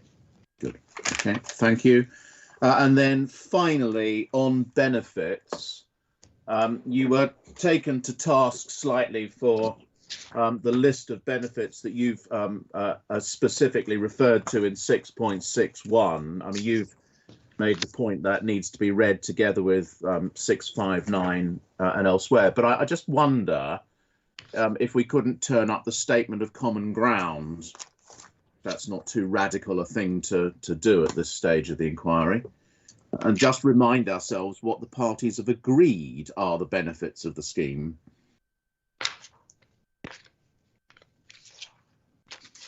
It's CD 8.2. Yes, I'm there. Now, I'm on page 11 of the PDF version. It's section 7, areas of common ground, planning assessment of the appeal application. I'm afraid I don't appear to have an internal pagination on mine, but let me know when you're there. I'm there. Sir, are you there as well? Not quite. Section. Let me know. So it's section 7, and Yes. thank you. And we can see areas of common ground, and if you come down, item 2, proposed benefits. Now we can see at the bottom of this that the weighting of these isn't common ground, but it is common ground that the things that are listed are benefits that the scheme would provide. Mr. Hume, you see that? Yes. And if we look at social benefits, can Yes. you just read out the second item on that list, please? The inclusion of a school, open space and local shop units that will serve as a community focus within the development. Yeah. Now, the weight to be given to it may be a point of difference between you and Mr. Canavan, but do you understand there to be any dispute that the provision of the school site is a public benefit? No. Thank you. Similarly, in terms of connectivity and the possibility of bus travel, we look at the last of the items under proposed social benefits. Again, if you could just read that out, please. The proposal upgrade. This is the last bullet point of the social benefit. Yep, please. Yes, the proposal will upgrade and deliver new footpath and cycleway connections, particularly to Capstan Country Park, which would be of benefit to the wider community in providing alternative modes of travel to the car for those residents wishing to travel between Hempstead and Lordswood. The new road link will also improve bus connectivity. And when it says improve bus connectivity, what's it talking about, Mr. Hume? Well, it's talking about the east-west sort of link and also the contributions. Yes. Again, so maybe a difference between you and Mr. Canavan as to weight, but as a matter of principle, is there any dispute that that is a benefit of the scheme? No, there isn't. No. All right. So those are all my points in re-examination. I'm 1 minute over my 1 o'clock finishing line. I apologise. Mr. Hume, thank you. Thank you. Thank you, Mr. Hume. Thank you, Mr. Brown. Thank you. Thank you, Mr. Neal. Okay, that takes us to 1 o'clock. I propose that we adjourn for lunch until 2 o'clock. Is that acceptable? If you wouldn't mind, sir, that would be very helpful from my perspective, yes. Before I do that, obviously the next session relates to conditions and the planning obligation. I just wanted to check who was going to represent the council and who's going to represent the development. If I could go first, it certainly won't be me because I've been focusing on various other matters other than the conditions in the 106 obligation. But I think Ms. Cronin will lead on conditions and the council solicitor will be here for the 106. I think virtually, but I could, yeah. Yeah. Who is that? Who's the council solicitor? Joanna Horn. Joanna. Okay, thank you. And what about for the appellant? Well, so rather like Mr. Neal, I've had my mind on other things. Yeah. I will be present in case I can help, but in the main, I'm looking to Mr. Hume to deal with those matters. Mr. Atwood is on the sidelines if there's anything that arises that requires input from the landowners themselves, but I'm hoping that Mr. Hume is going to be able to deal with most of this. Well, I think Jason Towell is also going to join. Sorry, is that for the 106? Yes, right. I'm sorry. Yes, for the 106, Mr. Towell. Well, how do you spell the surname? Towell, is that? I think that's right, isn't it? Jason Towell. Is he a solicitor? Yes, he is. And just for the benefit of those listening or any third parties that are in attendance, you can involve yourself in terms of the discussions about conditions and the planning obligation if you so desire. and I could see that a copy of the draft conditions and the draft planning obligation is now on the council's website before core documents, should anybody want to see that. Okay, in which case, unless anybody has anything further to add, we will adjourn, and I'll see you again back at 2 p.m. Lovely. Thank you, sir. Thank you. Bye-bye.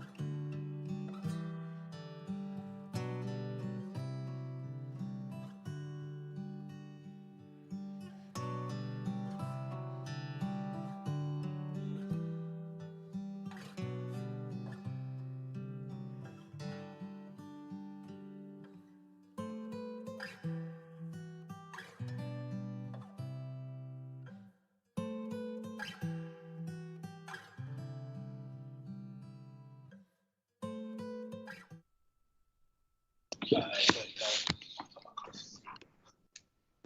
afternoon. Okay, Afternoon, it's 1 sir. o'clock. 2 o'clock. Sorry, the inquiry is resumed. This session is to discuss draft planning conditions and the draft planning obligation that have been sent. Just for the avoidance of doubt, in terms of the conditions that I've got before me, they're the ones which I believe are on the council's website now. They were the ones I received on the 2nd of December. And in terms of the draft planning obligation, that's the one that I received on the 9th of December. Again, just for the avoidance of doubt and for those listening in, I also have a copy of the compliance with community infrastructure regulations statement, and I got that on the 30th of November. I did emphasise this point before we adjourned for lunch, but just to make the point that the discussion regarding conditions is without prejudice. It doesn't mean I've made up my mind. It's standard procedure. Okay, in terms of the people that are going to be involved in the discussion, I think Mr. Neil, you indicated that perhaps you wouldn't be. There were others involved. That's correct, sir. Miss Cronin is going to take the lead on conditions. She's just logging on now.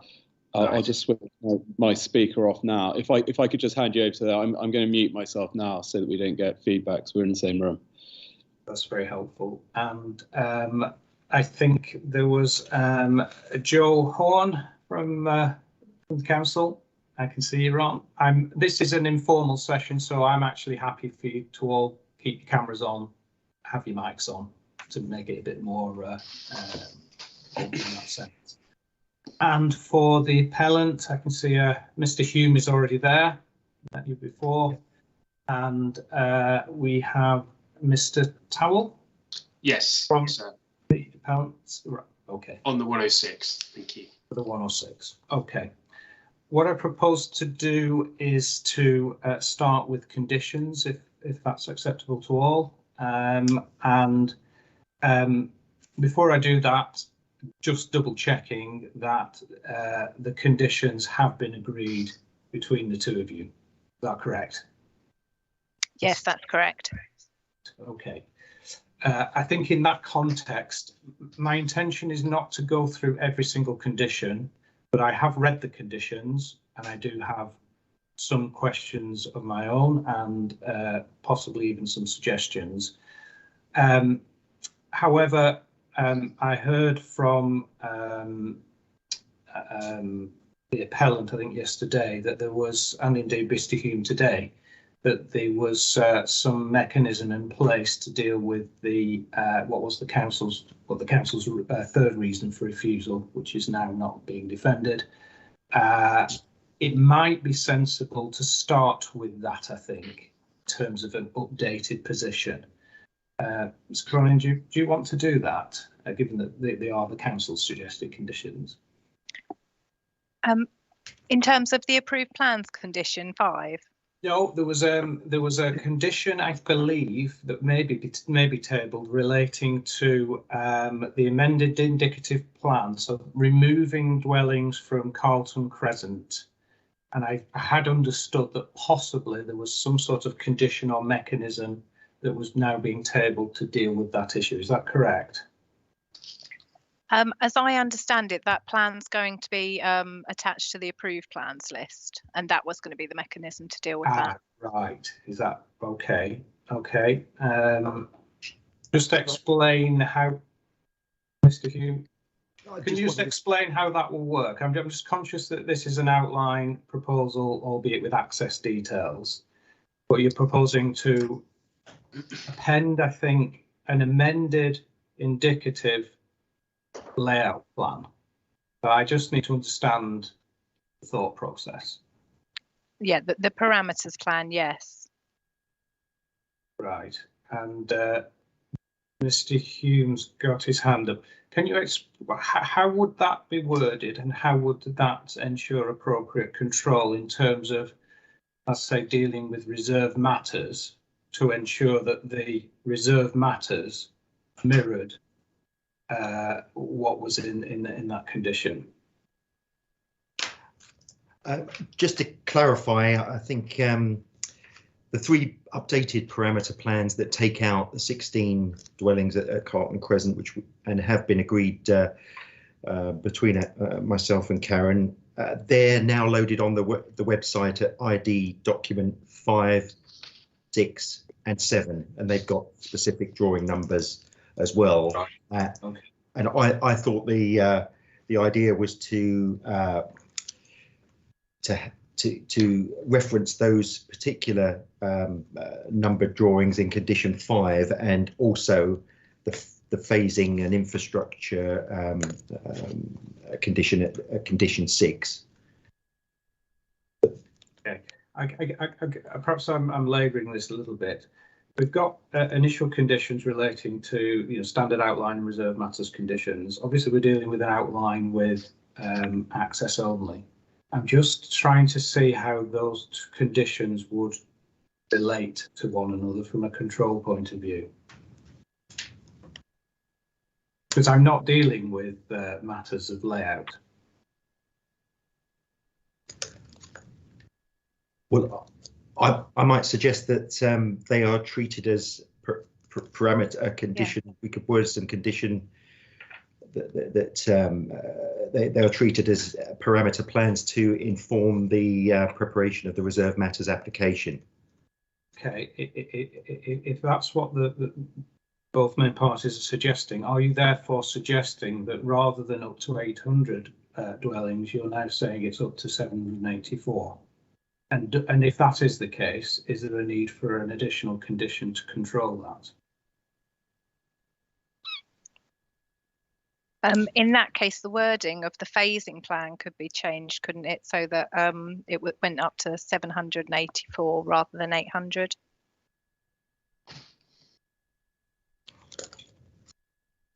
I'll explain why I'm asking this question. In evidence, I heard from both sides that I'm being asked to consider parameters in many different ways, and that includes heights. And in evidence, the response I got was that if heights were to be reduced, it may then have an effect on the wider site in terms of moving into green space or whatever. That could possibly also apply if you don't make a change to the number of units. Yes, absolutely. It's in that context that I'm asking the question about I understand where you're coming from in terms of the revised master plan, if I can call it that, indicative master plan. But is there also a need? I'm directing this to Mr. Hume, I think, in many ways. Would you accept or reach agreement that there would also be a need to reduce the numbers from up to 800 to up to 784? I must admit, I thought that was dealt with with an exchange with Mr. Canavan, who might come in at this point, because I thought it was accepted with the change to the perimeter plan in terms of the development area and the separation from Carlton Crescent across the whole site, with the opportunity to sort of flex the density. Yes, it was so de minimis that we would leave it at 800 across the site.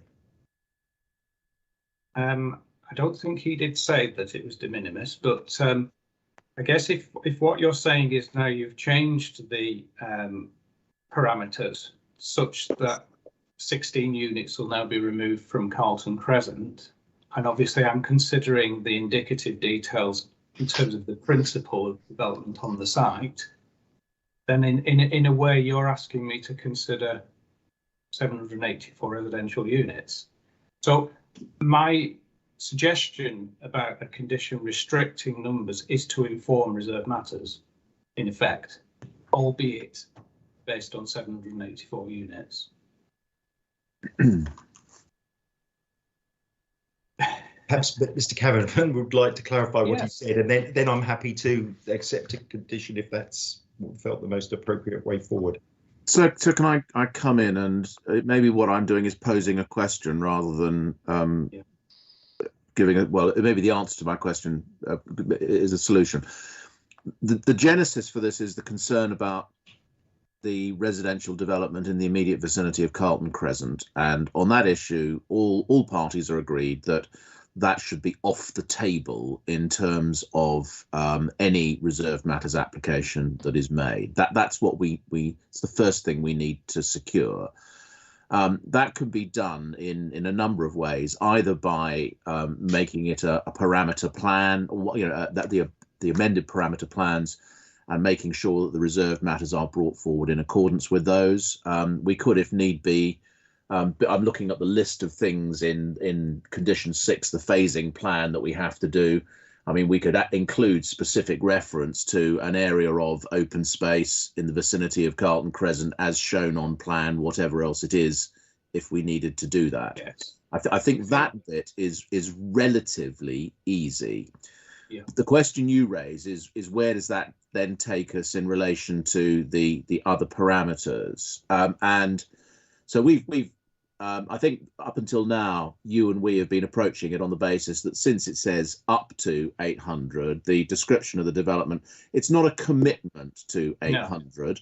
No. And indeed, if we were to produce an over-cramped scheme, then the local authority will be able to say, I'm sorry, that's too many, cut it down to 780, and you'll be fine.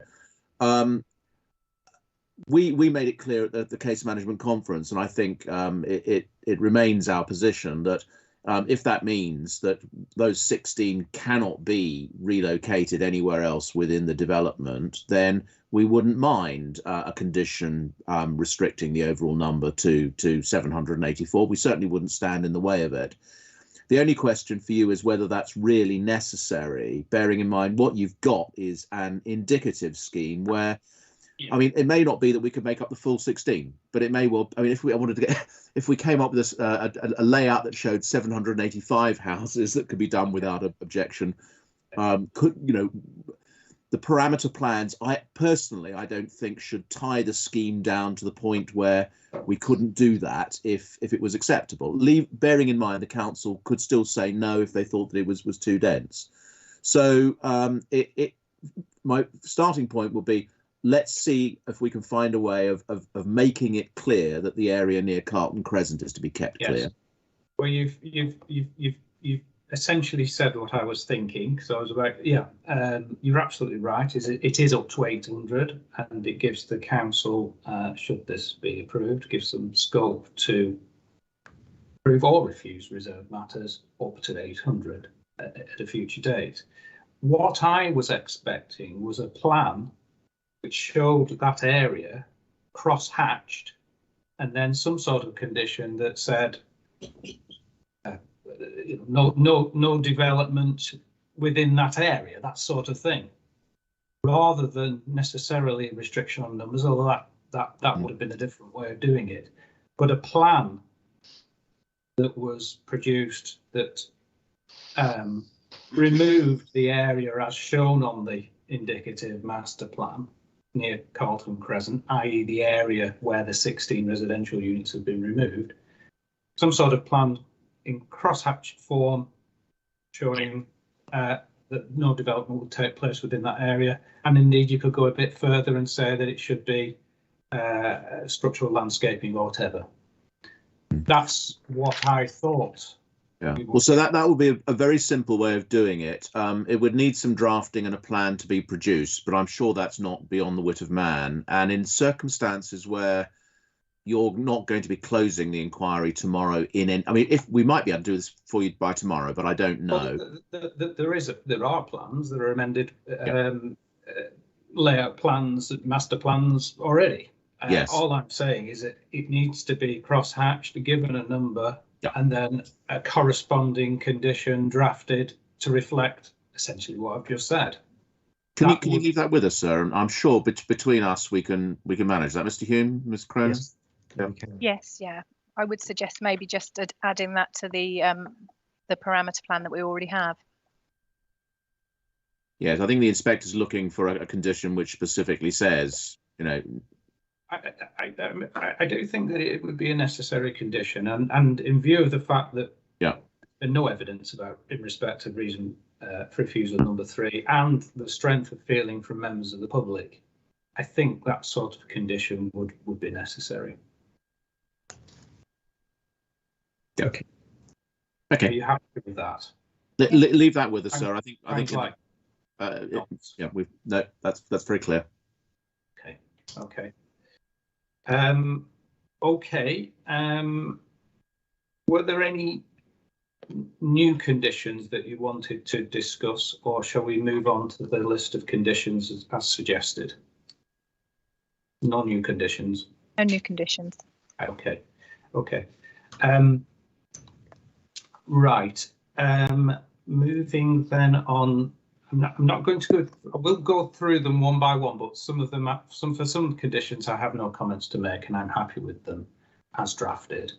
Just moving to condition number 2, which is the timing of reserve matters. I can see that there's been I think, a reduction in time, in the standard time for submission of reserve matters. Is that right? 18 months, I think. That is correct. Yeah.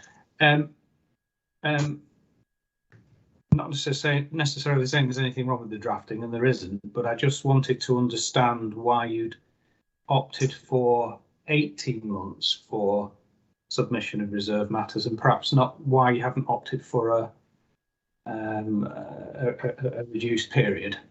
Why 18 months? That was considered a reasonable amount of time for the submission of the first reserve matters. Okay. Obviously, I mean, it's more for Mr. Hume. This part of your evidence is about early delivery and of houses and so forth. Is that something that you want to? You're happy with 18 months, or is it? Are you wanting to table the reduction to 12 months or whatever it might be? I just had to ask that question. Well, the point about this proposal is its early delivery, and that was discussed at length this afternoon, and I think we can happy to reduce that to 12 months. Okay. Presumably the council's happy with that. Yes, yeah. Okay. I should have said it would be helpful, and I can see you both making notes, and I'm making notes as well, but it would be helpful to receive a further track changes, suggested conditions document in due course. So I can see what we've agreed, and then I can see what the final suggested conditions are. Is that okay? Yes. Yeah. So moving on to condition 4, similar sort of thing, really. This one relates to completion, and reference has been made to 12 months. So the development hereby permitted should begin no later than 12 months from the date of approval of the last of the reserve matters. Again, is there a reason why you went for 12 months? Could it not be, 6 months or something like that? Again, it was considered a reasonable amount of time. Yeah. Okay, so for Mr. Hume, I'm just giving him the opportunity in respect of, both commencement and delivery. Yes, that's an important element of it, and we can reduce that to 6 months as well on the commencement of the last phase there. Okay. Moving on to approved plans, that's condition 5. I've sort of touched on this already. I mean, in view of what we just discussed about the extra condition and the annotated plan, at the moment I've got various plans listed, albeit I think they probably need to be, this condition needs to be amended anyway to refer to the date of 9th of November 2021, which I think that was clarified and amended a week or so ago anyway. But are you still suggesting the need to append the parameter-based master plan? Is that necessary? In all honesty, would I prefer it not to be included? Yes, I would prefer that the parameters not to be included, because obviously I don't agree that the building should go up to 3 and 4 stories in height. However, Yes. that is something that you're taking into account with your overall This is without prejudice. scheme. Yeah. So, totally without discussion. Yeah. It's whether it's necessary, whether it meets the test of necessity to include the other plans that you've referred to earlier. I mean, I personally would like to see it excluded, but I would imagine that the applicant would like to see it included. I'm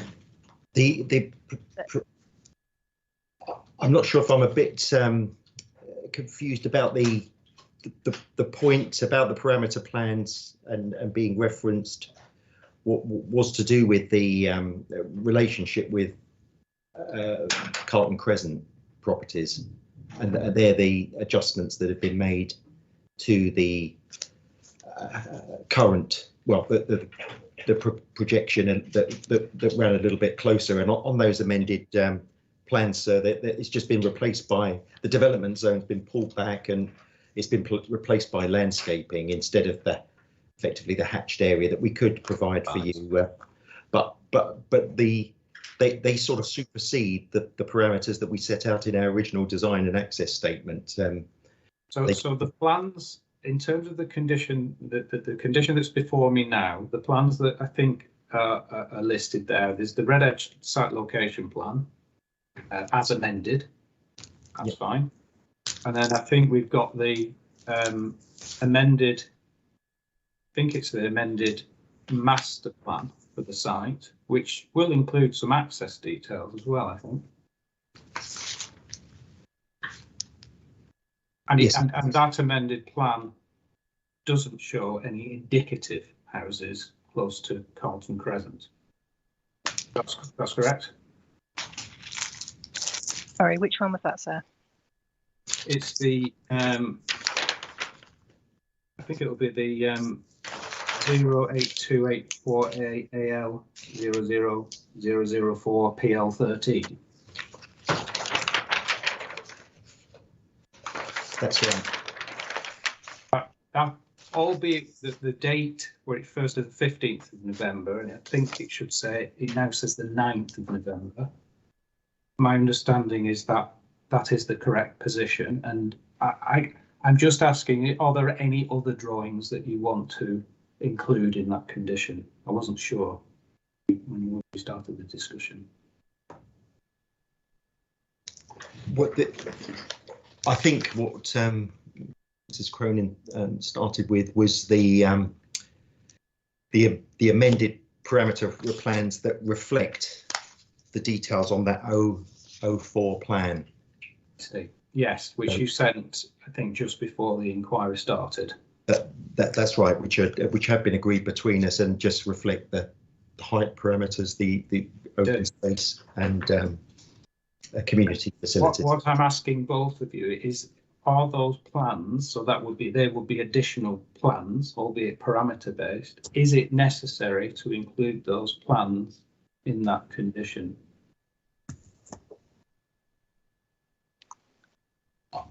I'm happy to provide more flexibility to if it's needed by not referencing them there.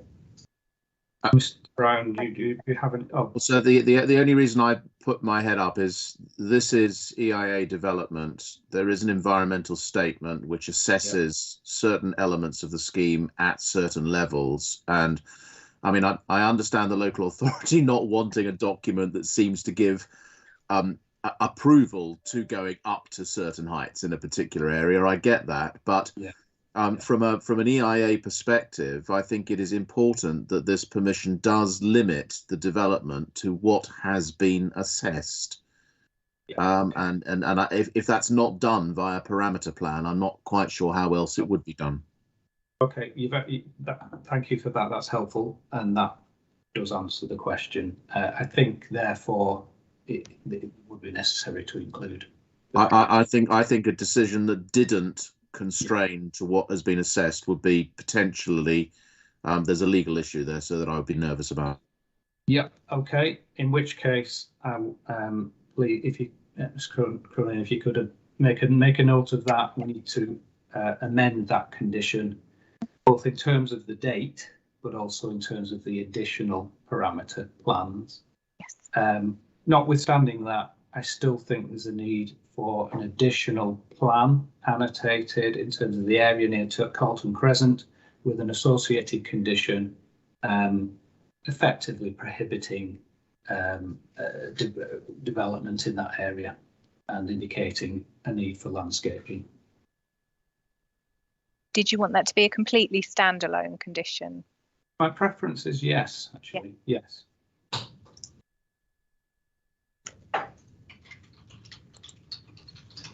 Okay, thank you.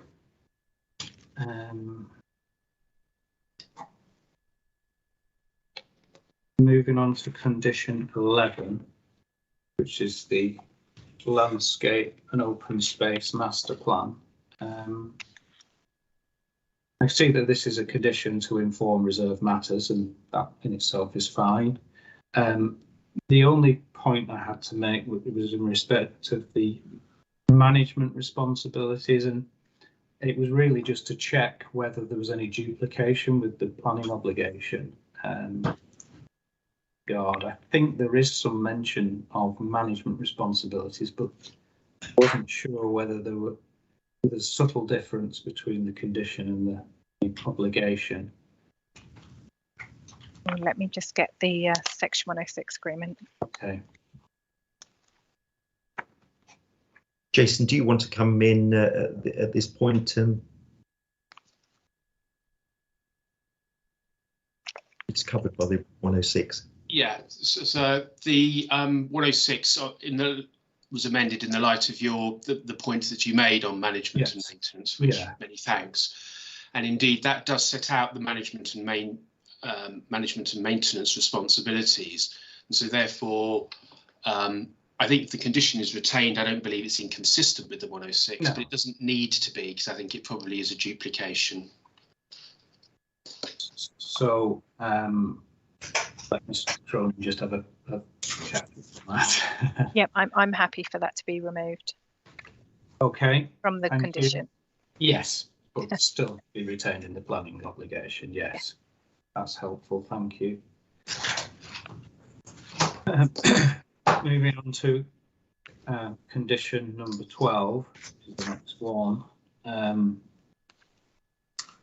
I just wanted to check whether the last sentence is in fact a necessary sentence.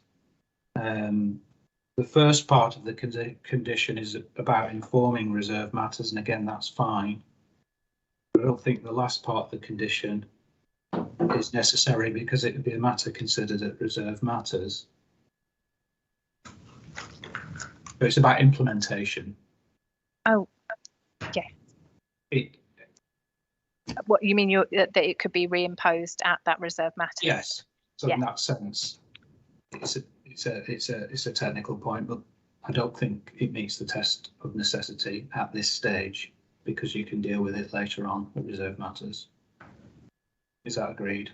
Yes. There are a few like that, and I won't let the point, but I'll mention it when we get to them. Yes, similar points actually in terms of conditions. I think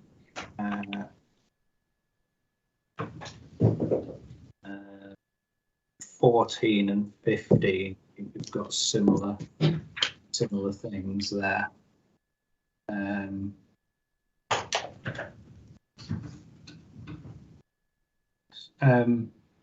I'll keep it. I'll keep moving in order rather than jump around. So condition 13. If we go to condition 13. Yes.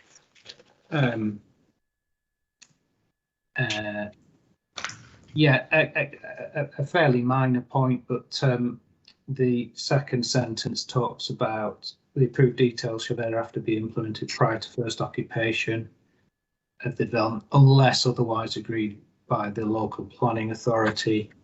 I would suggest that the unless otherwise agreed by the LPA is removed, because that could deny members of the public any opportunity to comment on any change. So it's not something that would strictly meet all tests. Is that agreed? Agreed.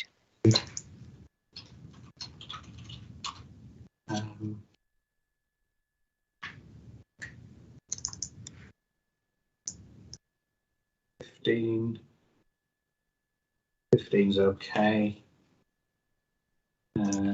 Moving on to condition 17, which relates to biodiversity, the hemp.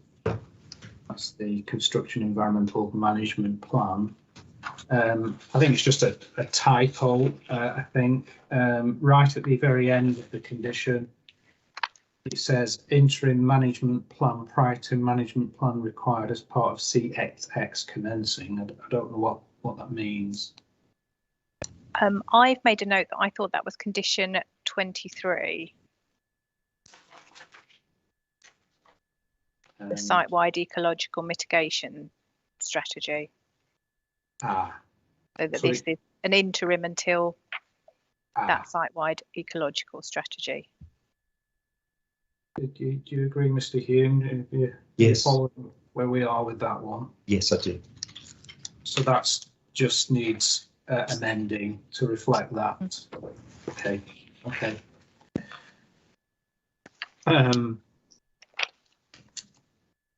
Yeah, condition 18, which is surface water drainage. I've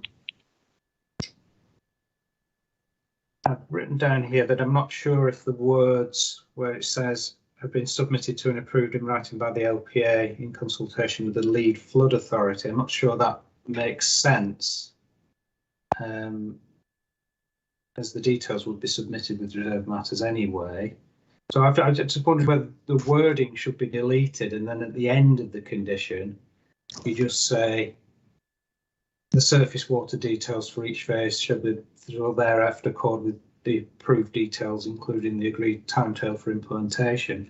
So I'm not so sure you need the words after the word scheme, all the words thereafter to the end of the sentence. I'm not so sure it makes sense. Do you agree? I'm happy with that. Yeah, I'm happy with that. It just needs, I think, delete that, and then use, as I say, the surface water details for each phase shall thereafter accord with approved details, including the agreed timetable for implementation. I think that would make more sense. Yeah. Yes.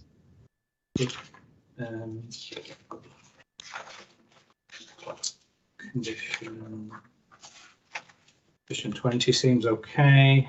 21 again. There's the unless otherwise agreed in writing by the LPA. I would suggest that that's removed. Sorry, what condition are we on there? Sorry, 21. 21, apologies. Yes. Again, I just have some concern about depriving third parties of any opportunity to comment. Okay.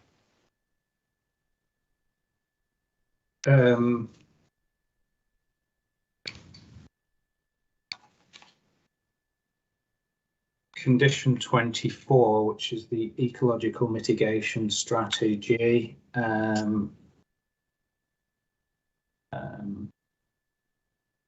Nothing in particular, nothing of any significance. It's just that I probably, just in terms of style, the last bullet, it talks about details of ongoing management of the mitigation areas until the LEMP commences.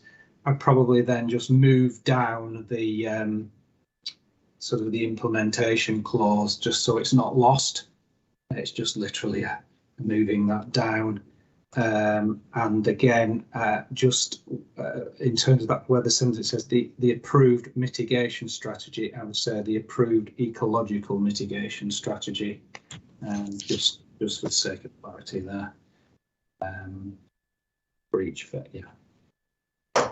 Nothing significant there, it's just a bit of tidying up.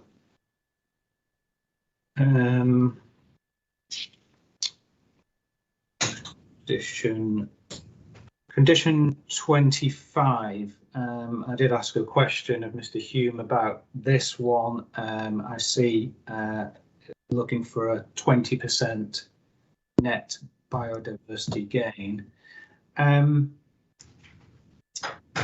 Couple of things on this, maybe a bit more clarity in terms of what sort of measures might be put in place to achieve the 20% net biodiversity gain. But also, it looks like there's some reference to policy BNE 37, which doesn't, from what I could see, specifically relate to the 20%. And I know, Mr. Hume, your evidence was that this was a specific benefit. Maybe a question from Ms. Cronin. Is it correct that the local plan policy doesn't actually prescribe the 20%? It's no, it doesn't. More of a general policy in terms of trying to achieve that aim. Yes. How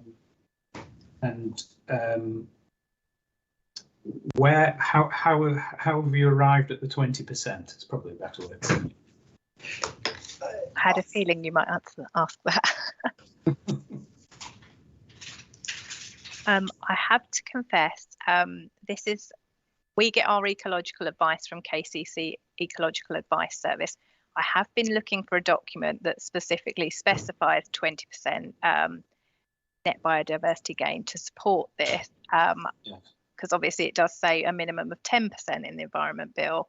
I can't find any such document to support 20%. Okay, you've taken words out of my mouth because I'm conscious of the Environment Act, I think, but there's some transitional arrangements, so I don't think that refers to 10%. But I'm trying to understand the benefits side of it, and I think from what you're saying there that you do accept that that is over and above at least what would be required in the Environment Act. Yes, albeit that that's not a requirement as yet. My understanding is it's not a requirement yet because of the transitional arrangements.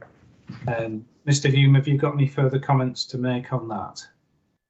No, that is our position. We're going over and above what is sort of required, and that's a benefit. But I'm afraid at this point in time, I haven't got any more information on the components of that 20%. I can confirm that the work has gone ahead to that is a challenging but sort of realistic target for us, but we can achieve it off the baseline that there's been established. And if I may, I can send in some further information on perhaps some specific points that could be referenced if you feel it necessary within that condition. Not necessarily. If the council's happy that I don't think you're obviously you've agreed the condition, so you're presumably happy that that is possible and achievable on the site. Otherwise, you wouldn't have agreed suggested the condition. It was just to try and understand, particularly from a policy point of view, where that's come from. I don't think I think what you're saying is it's not derived from a particular policy, but it's part and parcel of the benefit, I think, Mr. Heath, is that right? That's right, yes. Okay.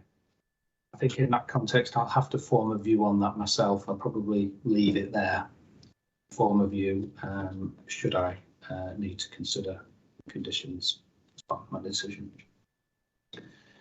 Okay. Moving on to jumping way ahead actually now.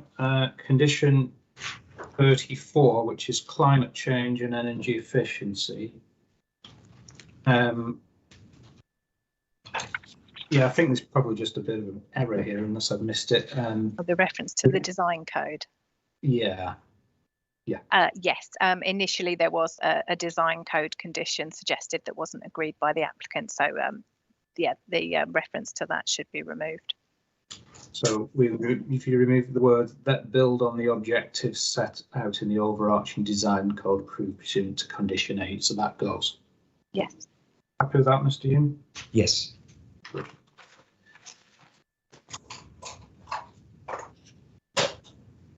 Condition 42, which is relates to no infiltration of surface water drainage. Again,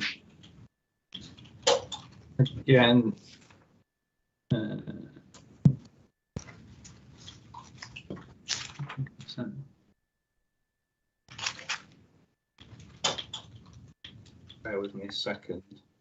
Just trying to work out what's written on this.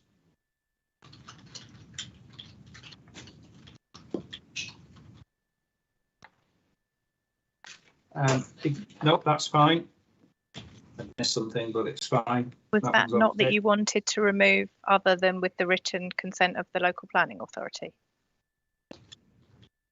In the first sentence. Yes, that is it.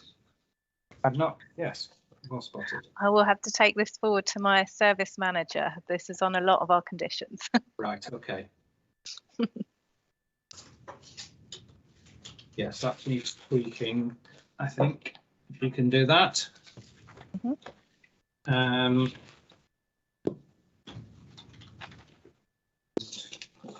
Okay, a second. Condition 48.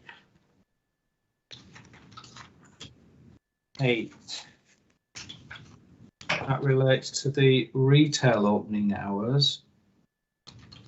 I just wanted to check, there's not been a lot of discussion about the proposed community or nursery facility, which I believe we're now considering as part of an amended description of development. Would there be a need to include restrictions in the same way for the community or nursery facility on the site? Would that be necessary? I believe that the community facility was taken out of the section 106.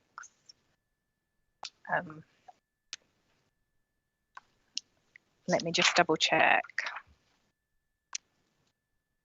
That was one of my questions for the plan, but in respect to the planning obligation, because I had understood that I was dealing with an amended description which included that.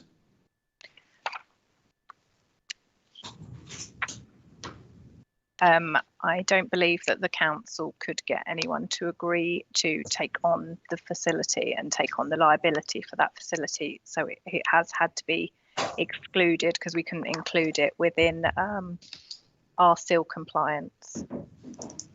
Okay, I appreciate that, but obviously I'm dealing in terms of the planning, the outline planning application and the description of development. Obviously, whether something happens or doesn't happen is a separate matter for me. And you know, it might be that there's a community or nursery facility that is provided on a private basis, for example, or whatever. So it's on that basis that I'm asking whether there's a need for a similar condition relating to the potential for a community or nursery facility on the site.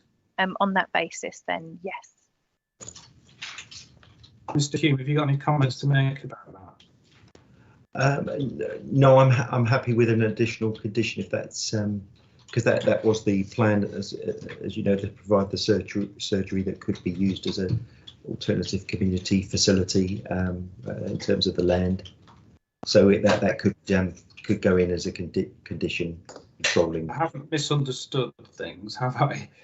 It was agreed that the amended description would remove the GP surgery and replace that with a community stroke nursery facility. That's right, isn't it? Yes, that is. Okay. That's, in which case, I think, Mr. Hume, you're agreeing that such a condition would be necessary for that facility as well. That's right. Yes. Okay. I would make the same point, and I'll make it again when we get onto the planning obligation. We may need a discussion about the description that's in there about the planning application and the description of development, but we can chat about that in due course.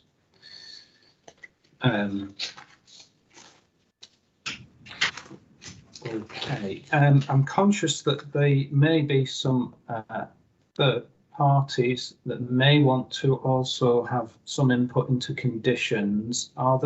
Is there anybody in attendance that wants to participate in the discussion about conditions? Just wait a moment, just in case. No. Okay. I have no further questions or any other comments that I want to make about conditions. Is there anything further that either of you want to make, council or the appellant, about conditions?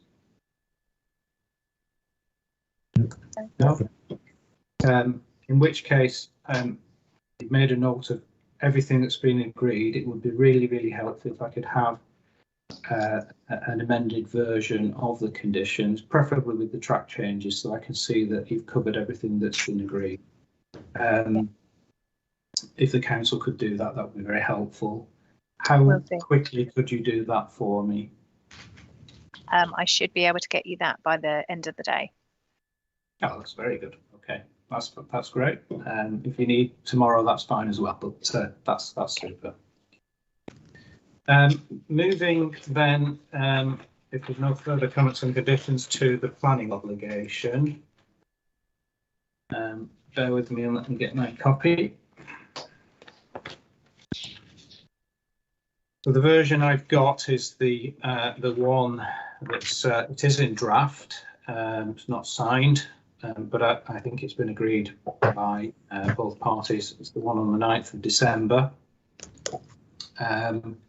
I have read it and I can see the evolution of the planning obligation as well. I know that there were various comments between the two parties about various things, and I can see some amendments. That's really helpful with the track changes. I don't propose to go through it line by line. You'll be glad to hear that, I'm sure, but I have read it.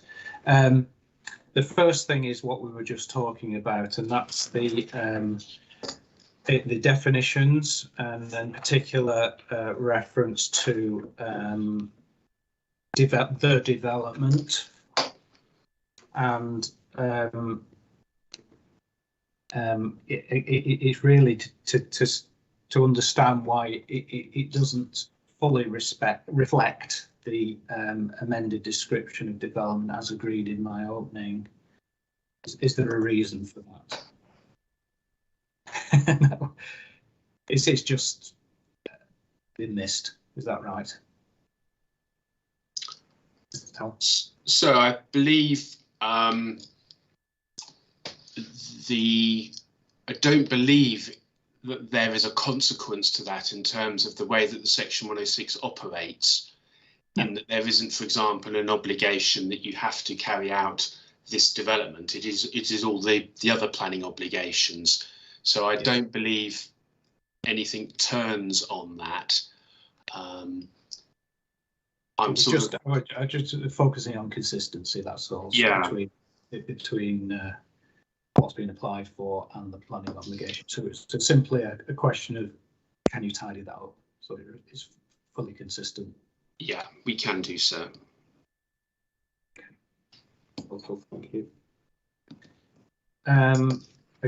Just keeping with the definitions. the definition of affordable housing, not got any particular concerns about this, but just wondered whether there was a need to make reference to the framework, and particularly Annex 2 of the glossary to the framework, which seeks to define affordable housing, but it's not something I'm asking for, so I just wondered what your views were about that. So there is a description of what the affordable housing in this context means, and I believe that covers all of the key elements of that annex, and we don't have to refer it to the annex. I know it is often referred to, but in this case it isn't. Okay. I've asked the question. I'll leave it there, I think. Moving on to the school notice, and I think there's some reference to a trigger in terms of the number of homes that would necessitate the provision of additional class spaces. Well, put it a different way, is there a trigger? What is that trigger? Does the planning obligation make that clear? I wasn't sure. I may have missed that. In what sense, sir? Could you just sort of brief? So my understanding was that there's a requirement for some sort of school notice. Is that correct? Yes. What this is to accommodate, and what the school notice is around, is whether the council decides that it does need, because this is anticipating future, is to give a degree of flexibility to the council in terms of whether the primary school is to be constructed on the site or not, and that's what the school notices are to do with. So it's the council that triggers the notice to the. How it operates, we at the trigger point, we say serve a notice on the council and say to them, do you want the school land or not? And then there is a period for the council to decide. If they decide, then the land is then transferred to the council. If not, then it is the school land is not transferred. Just to help me, what is that trigger? Is it based on a certain number of dwellings or something else? Are you able to point me to the relevant bit? Yes, the in Schedule 3. Right, bear with me a second.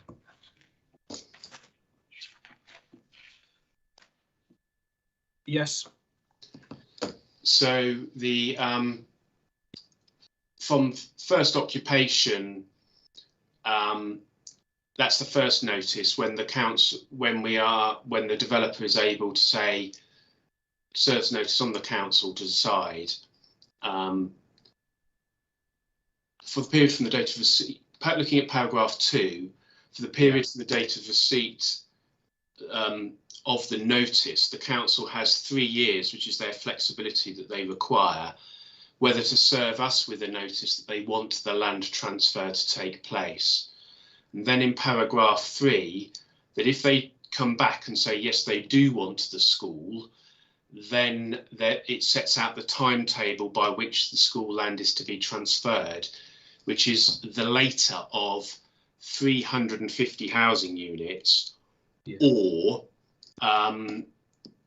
if more, 50 units more than were occupied at the time the council served the notice.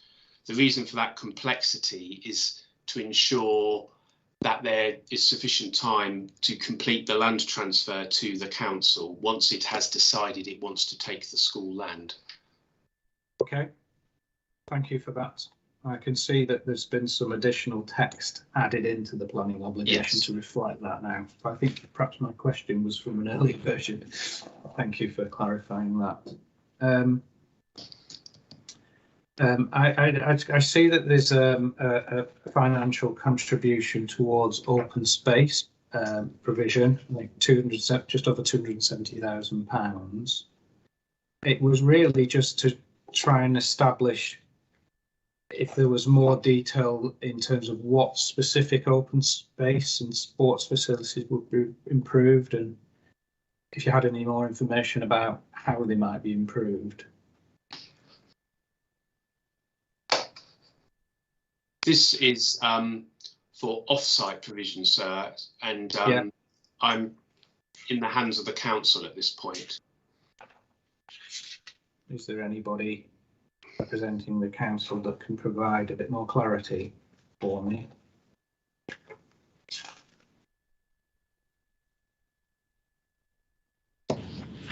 Well, the draft says it's limited to Capstone Farm Country Park and outdoor sports provision in Medway, including Luton Recreation Ground.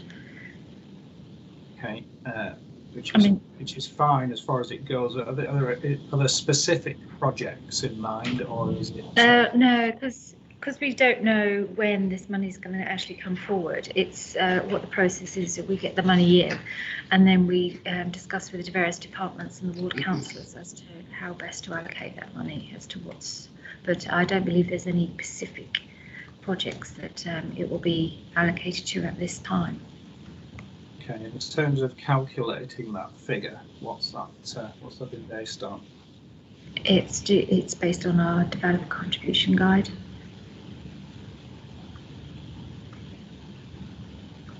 A similar question, it might get the same answer. I think there's provision within the planning obligation for contribution to Great Lines Heritage Park, just over £14,000. And again, you know, what specific open space facilities at the Heritage Park would be improved or enhanced? Trying to establish whether the payment will be directly related to the development proposal. That's where I'm coming from with this sort of question. Yeah, I mean it's similar to the answer before, I'm afraid. The Heritage Park is seen as a area-wide facility and for all the residents of Medway. So it is a requirement that is on most Section 106 developments to provide some contribution towards improving facilities there and maintenance, etc. Is it? I mean, I probably being a little fair because there is a SIL compliance statement that I've got before me. And I think the general view on these things is that the proposal will put additional pressures on these areas. Therefore, there should be some contributions in terms of improvements. Is that essentially the council's position in terms of this?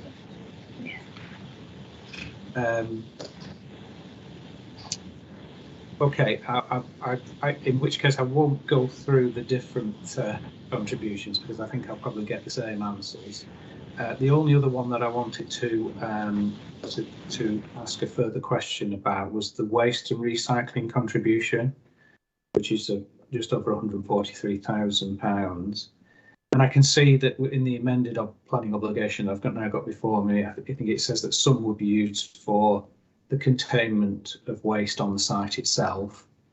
But then I think there's reference to education and promotion for residents of the development, local schools and local events. Just wondered if you had a bit more, you know, what sort of education and promotion for residents are we talking about? In terms of the financial contribution.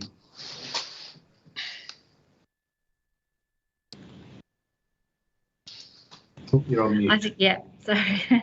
I think it's things like leaflet drops or pop-in events at schools to encourage recycling, etc. And things like the promotional events. So it's the environmental benefits or requirements as well. Yeah.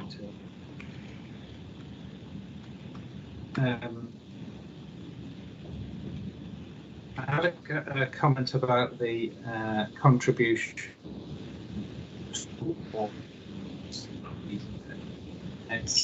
the NHS to expand the primary and acute health services. Sorry, sir, you just broke up there. Yeah. Oh, can you hear me now? Yep.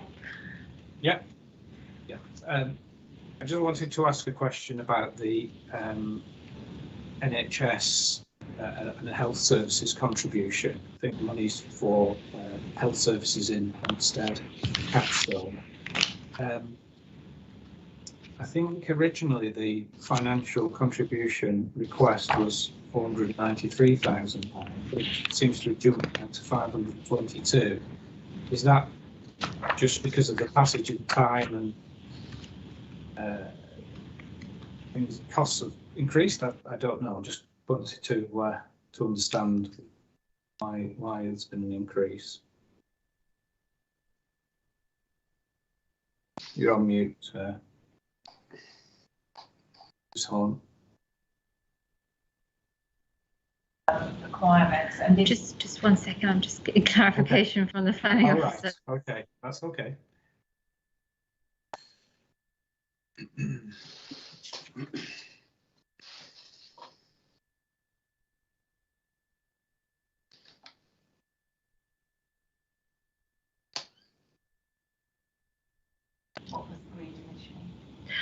Yes, it's just a passage of time updating of the figures every year in our developer contribution guide, so it's just bringing it up to date.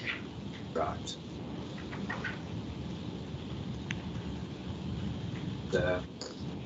Presumably, that's fine. That's obviously it's going to be positioned, so there's no dispute about that. No. No dispute, no, sir.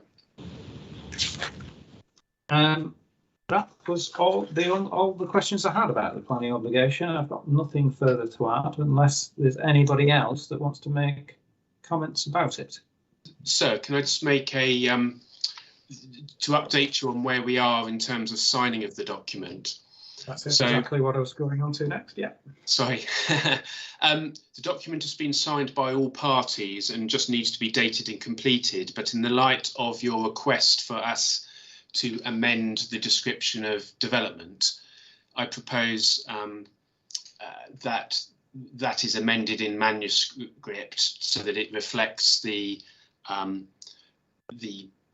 planning application, and we'll need to get authority from all the signatories for that manuscript amendment to be made. But once we have that, the manuscript amendment can be made and the 106 can be dated and completed. But obviously that may take some time just to get that all resolved from parties. So you say some time. How long are you thinking? A few days, hopefully. I don't, it's the only reason I pause is that there's a bank in terms of the landowners that I'm pretty sure I can get that authority fairly immediately. It's just the bank, so that's the reason I'm pausing and requesting a few days for that to be resolved. My intention is to keep the inquiry open for the reasons I pointed out in my opening, particularly in terms of habitats regs issues. So that said, I'd rather have the planning obligation completed sooner rather than later. Yes. I would suggest, I would be happy for a week's time. So by next Thursday or something like that would be absolutely fine. Okay, but is that so workable? with pins by next Thursday, sir? Yes. Yeah, thank you. Okay, that's me finished in terms of planning conditions and the planning obligation. Don't think we've got anything down. Nothing further for today. I just wanted to check. Mr. Brown's here with us. I don't know if Mr. Neil is with us. We had an 11:30 start tomorrow. Are you still needing till 11:30 tomorrow for your closings, or could you move that a bit earlier? I say this a bit of self-interest. I've got to travel a long way to obviously undertake the site visit the next day, but it's a long way. How early did you have in mind, sir? Tell us what your position. Now 10:30 would help me quite a bit. But if you're not able to do it, I totally understand, and I'll be flexible. It's really I'm in your hands to an extent. We did agree 11:30, but I'm just asking the question if you are able to start at 10:30, it would assist me. So if I could go first, because I think I was the proponent of the 11:30 start. I mean, from a personal point of view, you know, we've heard evidence today. All things considered, you know, it would be nice to start actually at 2 o'clock tomorrow afternoon just to get the closings done. And so I thought, you know, 11:30 would be useful. I mean, there's a tangible reason for that, because Mr. Etchells, for example, you know, one likes to run closing submissions past all parties. You know, it's obvious all witnesses and the client needs to consider it just to check, if nothing else, for any factual inconsistencies or minor points that might have been missed in the blur of writing them. And my concern is Mr. Etchells is away today and he's on a site visit, and he the earliest he can just check or at least have a look at my closing submissions, just check I'm not saying anything that isn't reflective of his evidence, would be in the morning on tomorrow. I mean, 11 o'clock would be fine. You know, even just that extra half an hour makes such a difference, because it means people can wake up, review material, confirm things, check typos, and it's not a mad rush in the morning. I do, if that does, however, interrupt your ability to see the site in daylight. I'm not sure when are you doing the site visit? No, I'm not doing it that day. It's just the drive. It's more about the travel. It's not to do with the site visit. It's the following day, but it's a long way. But, I mean, don't worry, it's fine. 11 o'clock would be fine even if that half an hour makes a difference. I know in the morning any time counts. I mean, I don't know how Mr. Brown feels about it. You know, 10:30 is doable for me. It's just it just does make life a bit difficult to incorporate and finalize things. But I mean, I could 10:30 would be feasible if it really does cause you inconvenience. So I don't want to. Meeting in the middle would be super if you're able to. I was going to suggest we split the difference, sir, and like Mr. Neil, I will finish what I think is my closing at some stage this evening. I don't know what time that will be, but I would like to run it past Mr. Hume and the client beforehand. So a little bit of time tomorrow morning just to dot the I's and cross the T's would be helpful. But if we could split the difference at 11, that would be fine. Okay, that's we'll start tomorrow at 11.